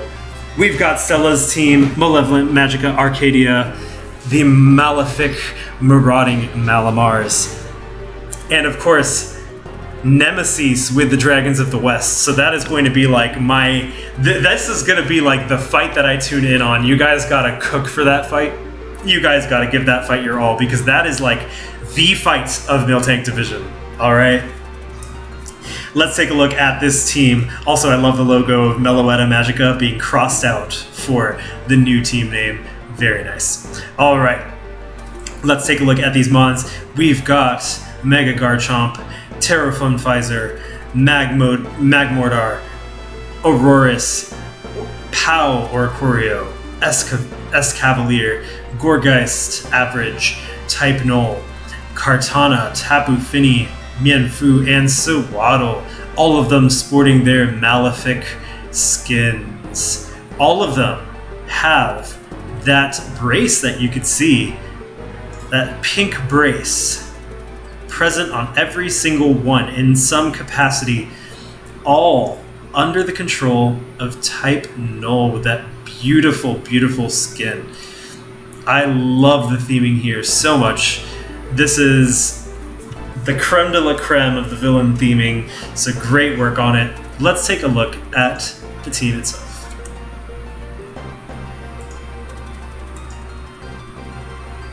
All right, good, the team works. All right, highest is attack, actually going over the 100 threshold average, which is very nice for an average big attacking mons. Overall, big stats in general, no stat that's really too bad here, speed being the lowest one. All right, you get some water, and then we're gonna look into these speed tiers, matchup chart, all that goodie.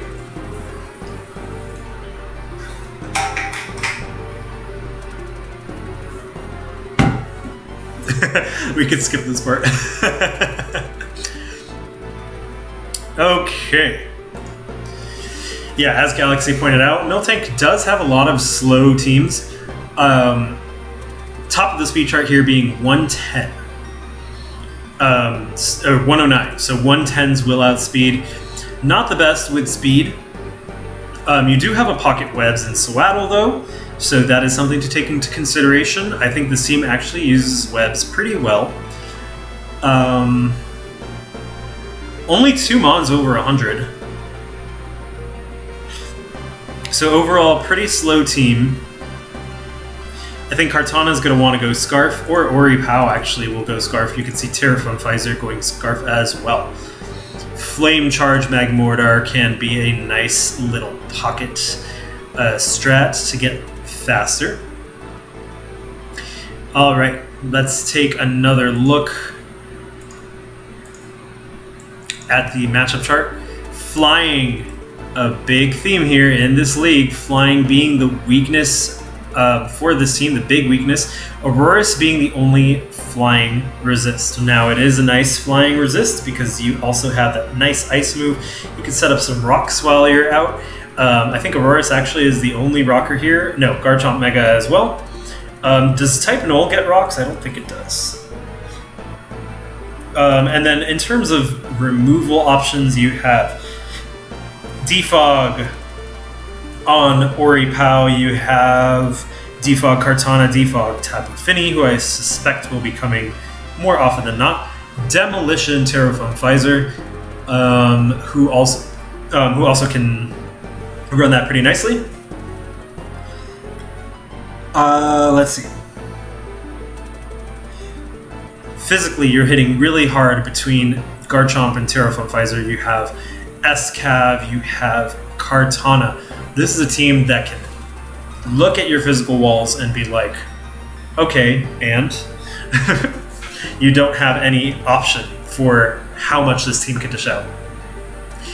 Especially, you have Magmortar or Koryo Pow. Especially, it's not as hard hitting. You have the Pocket Mega Garchomp. In terms of bulk, you have a lot of tanks. Mons that can take hits and dish out hits. Nothing on this team is particularly passive. Even Tapu Fini can be hard-hitting if you want it to be. So you're never truly safe here. This team is always exerting pressure in some capacity. It does have that nice Misty Terrain option for toxic protection, and it has Berserk Terrain as an option to weaken fairies, which is nice for the double dragon, as well as resetting Misty Surge. So you can kind of switch between the surges depending on whether you want to weaken fairy and remove those secondary effects, or if you want to protect yourself from status. So having an immunity to toxic for a lot of the team members is very nice. These members, I don't believe that there's a Wishmon on this team. Wish would be really nice here.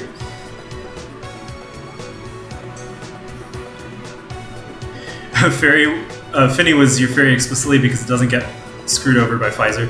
That makes sense because it is the only fairy that could come in and not have to worry about its moves being weakened. Let's see, what else do we have?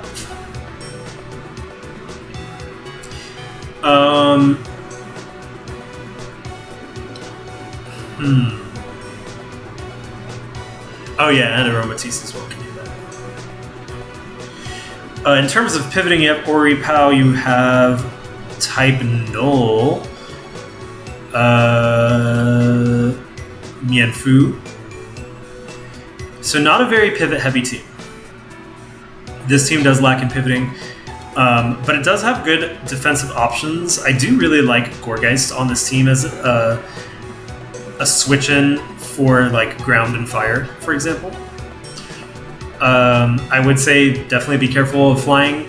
Aurorus is going to have to come quite often to handle those flying types. Yeah, and I think that is pretty much what I have to say about this team.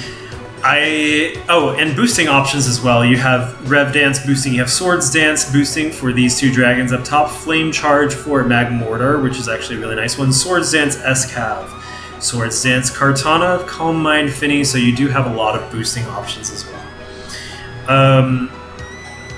Really, really do like the theming on this team though. I think that Stella really put her all into theming this team. Just want to do one final look over of these really cool Malefic skins.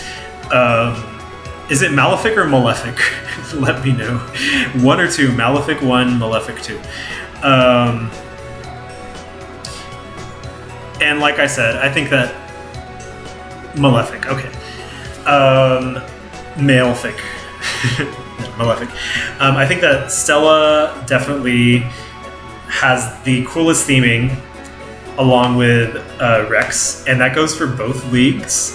I think that of all the leagues, this is like the most fun, the most campy, the most hammy and out there, and really embracing of the theme.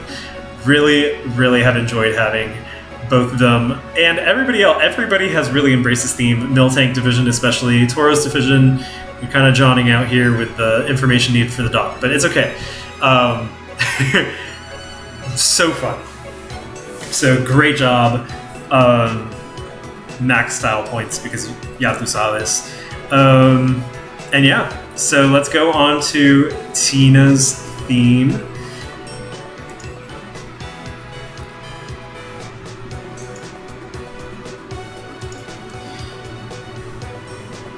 So, one thing I'll say about Tina's theme is that she actually opted to use a team that she composed herself. So this theme is one that Tina has made for Tiana's character.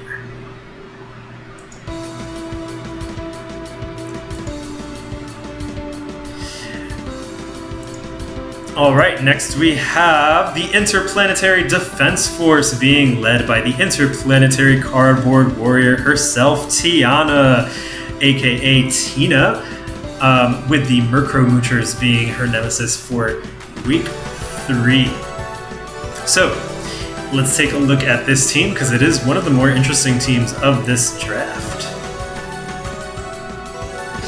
We've got Spiritomb Mega, All Known, Circuitry, Grumpig, Aromatisse FNF, Ditto, Araquanid, Smeargle, Simisear, Rutherium, Fofoam, and, of course, Unknown, which I can change to be any mini, by the way, on the dock. Just please remind me if I don't. Alright, so let's get into the nitty-gritty.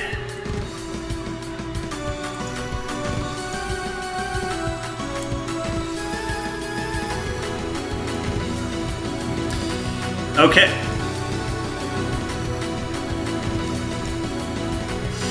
So, right off the bat, one thing that I'm noticing about this team is versatility. So, versatile in some ways, not in other ways, but in general, unpredictably, I would say. Unpredictable is kind of what we're going for here.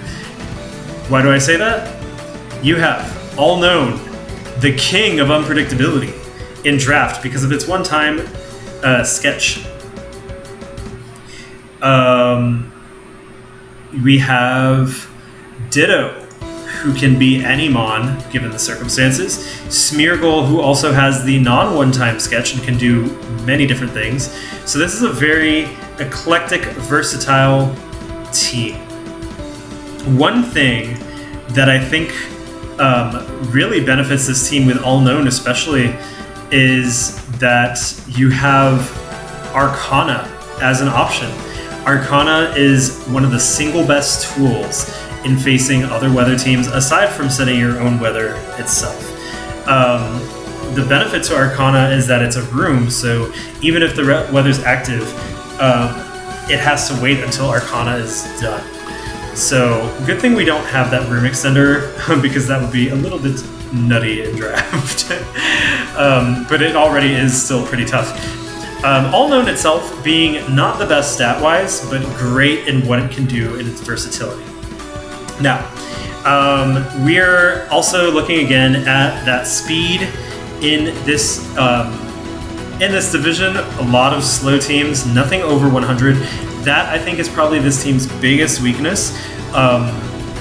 That and its weakness to rock. There is no resistance to rock, which means that stealth rock is very good versus this team, and you have no speed over 100. So those are the two big things that this team has to worry about. There are ways to circumnavigate that speed issue. Of course, Choice Scarf Ditto, Priority Spiritomb, you have Rock Polish Ethereum, you have Shell Smashing Geomancy, All Known. Oh, whoops. My computer kind of glitched out a moment, sorry. You have Xurkitree. I don't know if Xurkitree is the Z-Mon. Let me check that really quick. Yes, so it's Z-Attack though, so it can't run Z-Hypnosis. Yeah, no ground type is a big reason why the rocks are so hard to deal with.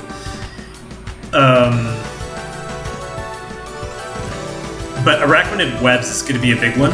So you have Arachnid Webs and Aromatisse FNF Trick Room. Those are the two tools that I think this team wants to use to navigate that speed weakness. Electric is pretty scary because Xurkitree is the only resist.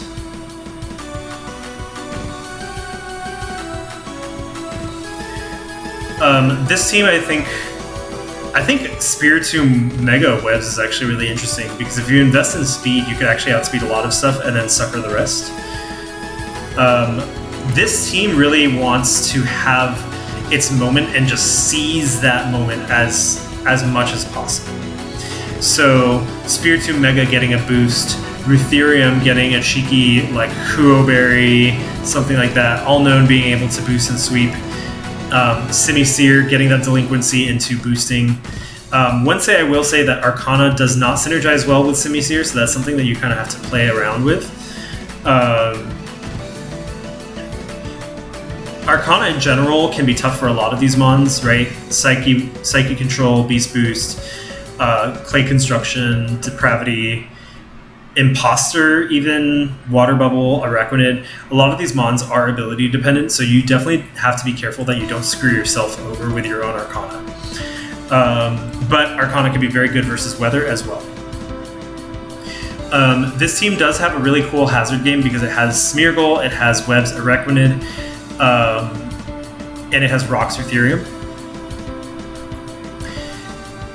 You do have that option also of Webs, Aromatisse FNF, Creeping Despair, which is, like I said with Sorceroma, very hard to wall, especially since Aromatisse FNF has Eviomite to take advantage of. Overall, I think that this is one of the more eclectic teams. This is definitely a team that is very out there in terms of how it plays. Interestingly, this team is very villain typed despite being a hero team, which I find really interesting. You lack grass, flying, fighting, dragon, and steel. Those are all hero types. So I think that's kind of interesting. So this is a really... I'm curious to see what kind of tech Tina pulls off, because that's what this team is about. This team is about cool tech, being unpredictable, and pulling out all the stops. So despite its weaknesses in the speed department and in its type weakness, don't get caught off guard, because you give this team an inch and it could take a mile.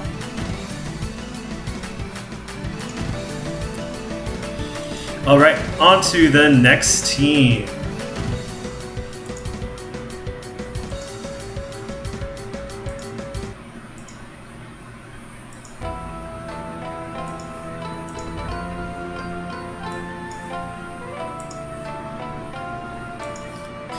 In the darkest hour, when the crumbling ashes fill the dead of night, embers floating to the heavens, a solemn song, drifting the rampage to naught but a lull. At last, two figures cloaked in light emerged from the darkness of the monument's visage, which refused to fall. Now approaches the bell tower's mystical sage. Behold, the spirit guardians of the eternal rainbow. I love this opening. We've got the mystical sage, Vivian. So, this team, very highly themed as well. The theming here is very much about the bell tower, about that Ecruteak City vibe. Ho-Oh, you could see in the logo. One of my favorite logos, personally, I really, really like. You also have the statue theming with Sunflora. If you look at the statues at the bell towers, it has that similar palette, little touch of yellow, implying something hidden inside. So let's take a look. Of course, we have the conniving Camerups as the nemesis. That is Kart's team. We are facing off the multi-weather OG versus the new multi-weather champion, the only multi-weather in this division, and I think in this league. Actually, I don't know if anyone's running weather in the other division. Let's take a look at this team. Mega Sunflora, Excadrill, Raptopee, Avalugg, Gigalith, Ninetales, Togekiss, Murkrow, Maractus, Large Gourgeist, Steenie Delta, and Hitmonlee. Let's take a look at the details. Gonna get some water before I do. Okay, good. This team works. Stats are kind of all-rounder.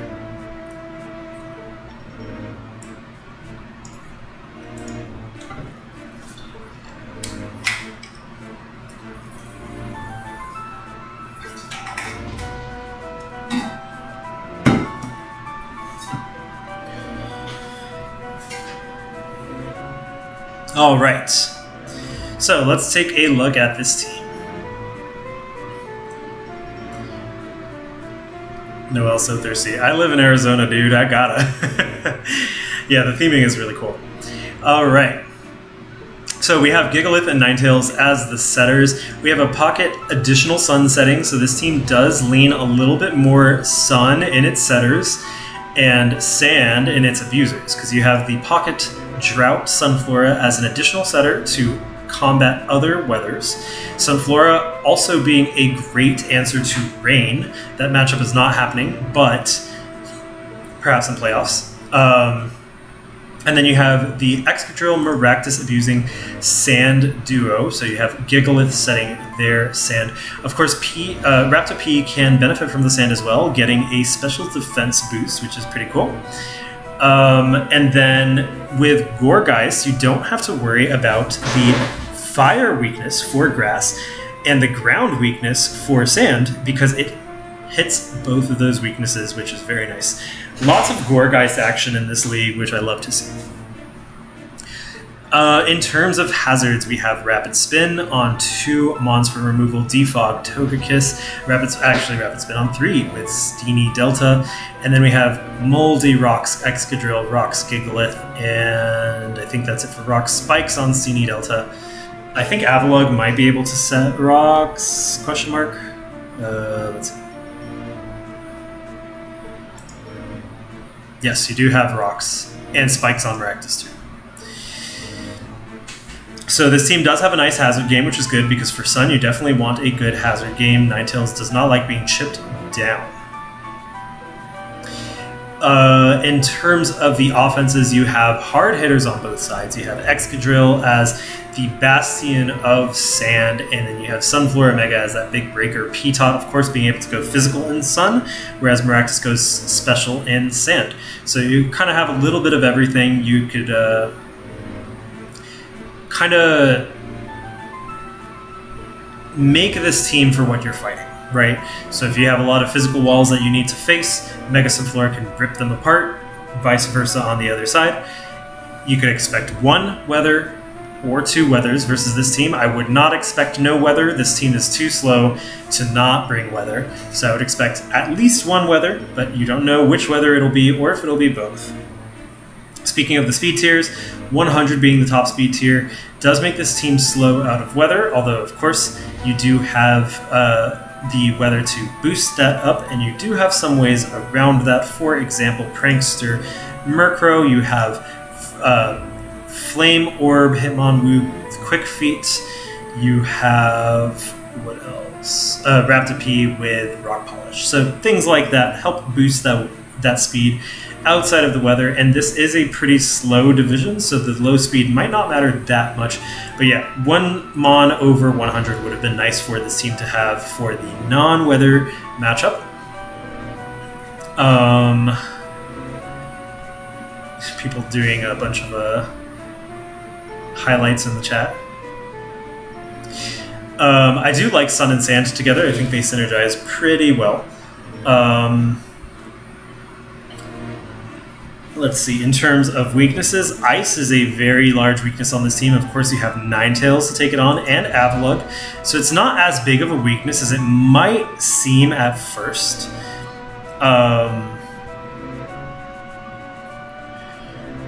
Avalugg is probably going to be a bring versus that Hail team if they face off, which I don't know. No, they're not facing off. So kind of dodged a bullet there, although Avalugg would have been able to do some stuff versus it. The physical defense seems to be a little bit better than the special defense on this team, although it can have some nice special defense, especially with Gigalith in the sand, providing that boost. I do like the Ice Shard on Avalugg as well. Ice is just a very nice complement to have versus to have with Sun and Sand. I think that Ice kind of rounds them out really well, so you could definitely see Avalugg going offensive some weeks and just pounding out those Ice Hammers. This team does lack pivoting for the most part. Let's see. Yeah, you only have Dry Pass, Togekiss, U-Turn, Hitmonwoo, and Steenie Delta, so your weather Mons are definitely going to want to abuse the weather as much as they can by having as much coverage and hard-hitting moves when they're out, because you're going to have to switch them out if they get walled or outsped. Overall, I do like this team. I think it's a fun team. I think Sand Sun is a really cool combo. I've run that before in League, and it was one of my favorites. Excadrill is really good, and Maractus adds a lot to that as well. I do want to mention really quickly Water Absorb Maractus, because that does patch a big water weakness on this team. Gourgeist, of course, can do it too, but Maractus gets that nice HP back, which is nice. The Sun does weaken water a little bit, but this team definitely does have to be careful of water. All right. We are moving on to what I believe is our last team.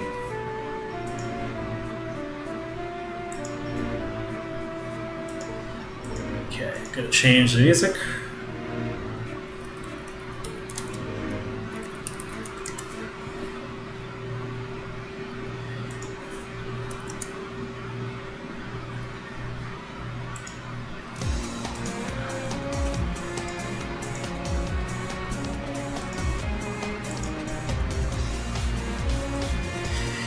It's a stormy day out, a misfortunate mannered morning.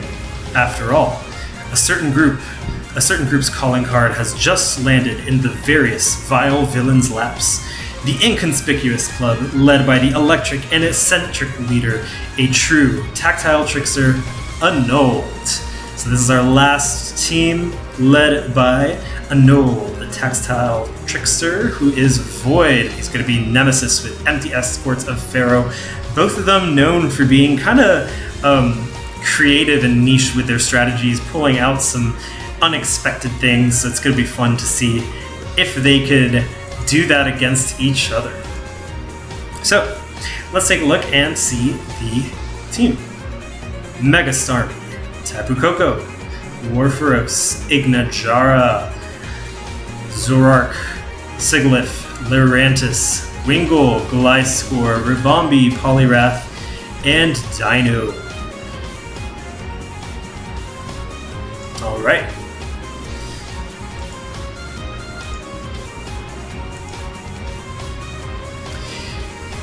Oh, wait. Here we go.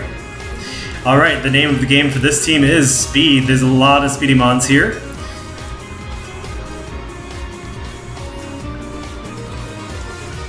Okay. Look at these speed tiers. Not only do you have a beautifully spread out speed tier chart, but you have a webs option as well, which is great for ensuring that you are faster. This is Tellertown's Autumn theme. So this is a great team in terms of speed. You also have that Pocket Wingull, Swift Swim, Poliwrath, which is very, very cool. Electric Terrain plus Warfaros is very fun in having that already strong electric attack. Then you have to deal with plus as well. I love that duo. Starmie also very fast and great mon to round that out. This is just, yeah, Speed City over here. This is where all the speed in the league ended up going. In terms of hazard removal, Spin for Mega Starmie, Defog for Gliscor and Lurantis. You also have rocks on Ignajara. You have rocks on Gliscor as well. Webs on Ribombee. Not sure if we have any spike setters at a glance. I don't think we do. Oh wait, no. You have Warfaros spikes. Oh yeah, and Defog Koko as well. So very good options for setting and removing hazards. Let's take a look at this type chart. Rock is the big weakness here. Poliwrath being the only one who could resist rock. So that is something that Poliwrath is going to have to do quite often. Although Gliscor is a pseudo rock resist, because when it roosts, it resists rock. It roosts quite often, and it is very devilishly defensive. In terms of Fairy, there's a big weakness here with Ignajara, not a particularly defensive mon, being the only resist. No steel type notably on this team, so offensive fairies can go pretty hard here. Although there are not many offensive fairies in this league, I think only like Floette Eternal and Utsuki. Is Utsuki facing this team? No. So you don't have to worry about Utsuki. Every time I'm like, this matchup might be hard, and I check the matchup doesn't happen. You have Finny, who could go offensive here too. Yeah, Finny could definitely go offensive here. You do have some trickstery stuff with Zorark being able to conceal itself as another mon. You have Contrary Lurantis as well, which is kind of cool. Concealed Warfaros, concealed Tapu Koko. A lot of these mons kind of conceal themselves to be something else. In terms of the offensive nature of this team, I think that especially you're getting hit a little bit hard. Tapu Koko, Starmie, and Warfaros all prefer to go special, Siglif as well. But there are no physical slouches either, because Ignajara, Lurantis, and Poliwrath can hit pretty hard on the physical side. Definitely leaning special though. There's no like huge physical breaker versus the special that can go pretty hard. Nice boosting options in Warfaros. You have Ignajara with Dragon Dance. Nasty plot here. Close Calm Mind. You have Bulk Up or Belly Drum Poliwrath. Belly Drum could be extremely fun, especially in rain.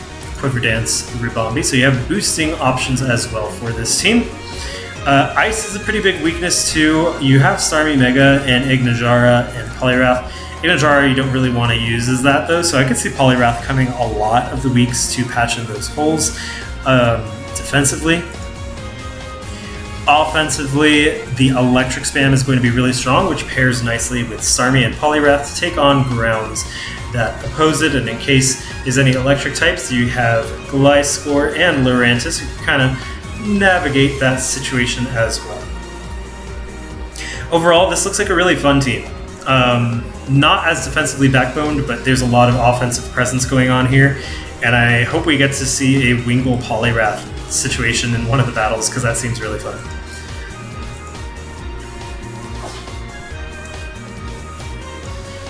All right. One final look at the teams. And now I'm going to ask everybody in the chat, what is your favorite team? Who do you think is going to do the best? And will heroes or villains win Miltank Division? That is the big question. Who will win, heroes or villains?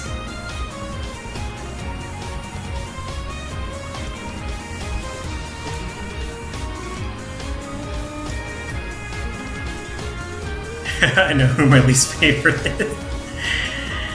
Alright.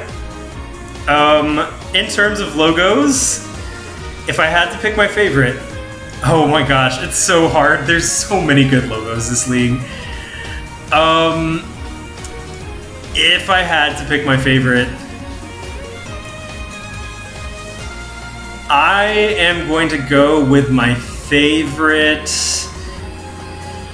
being, it's a close one, Spirit Guardians of the Eternal Rainbow. I think that logo is just so beautiful. It's striking, it's elegant, it's colorful, it's amazing. Rex, you did a really amazing job on that logo. And in terms of the trainers, my favorite trainer sprite,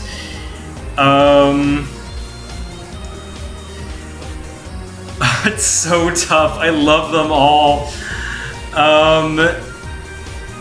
Again, a very close one, but I think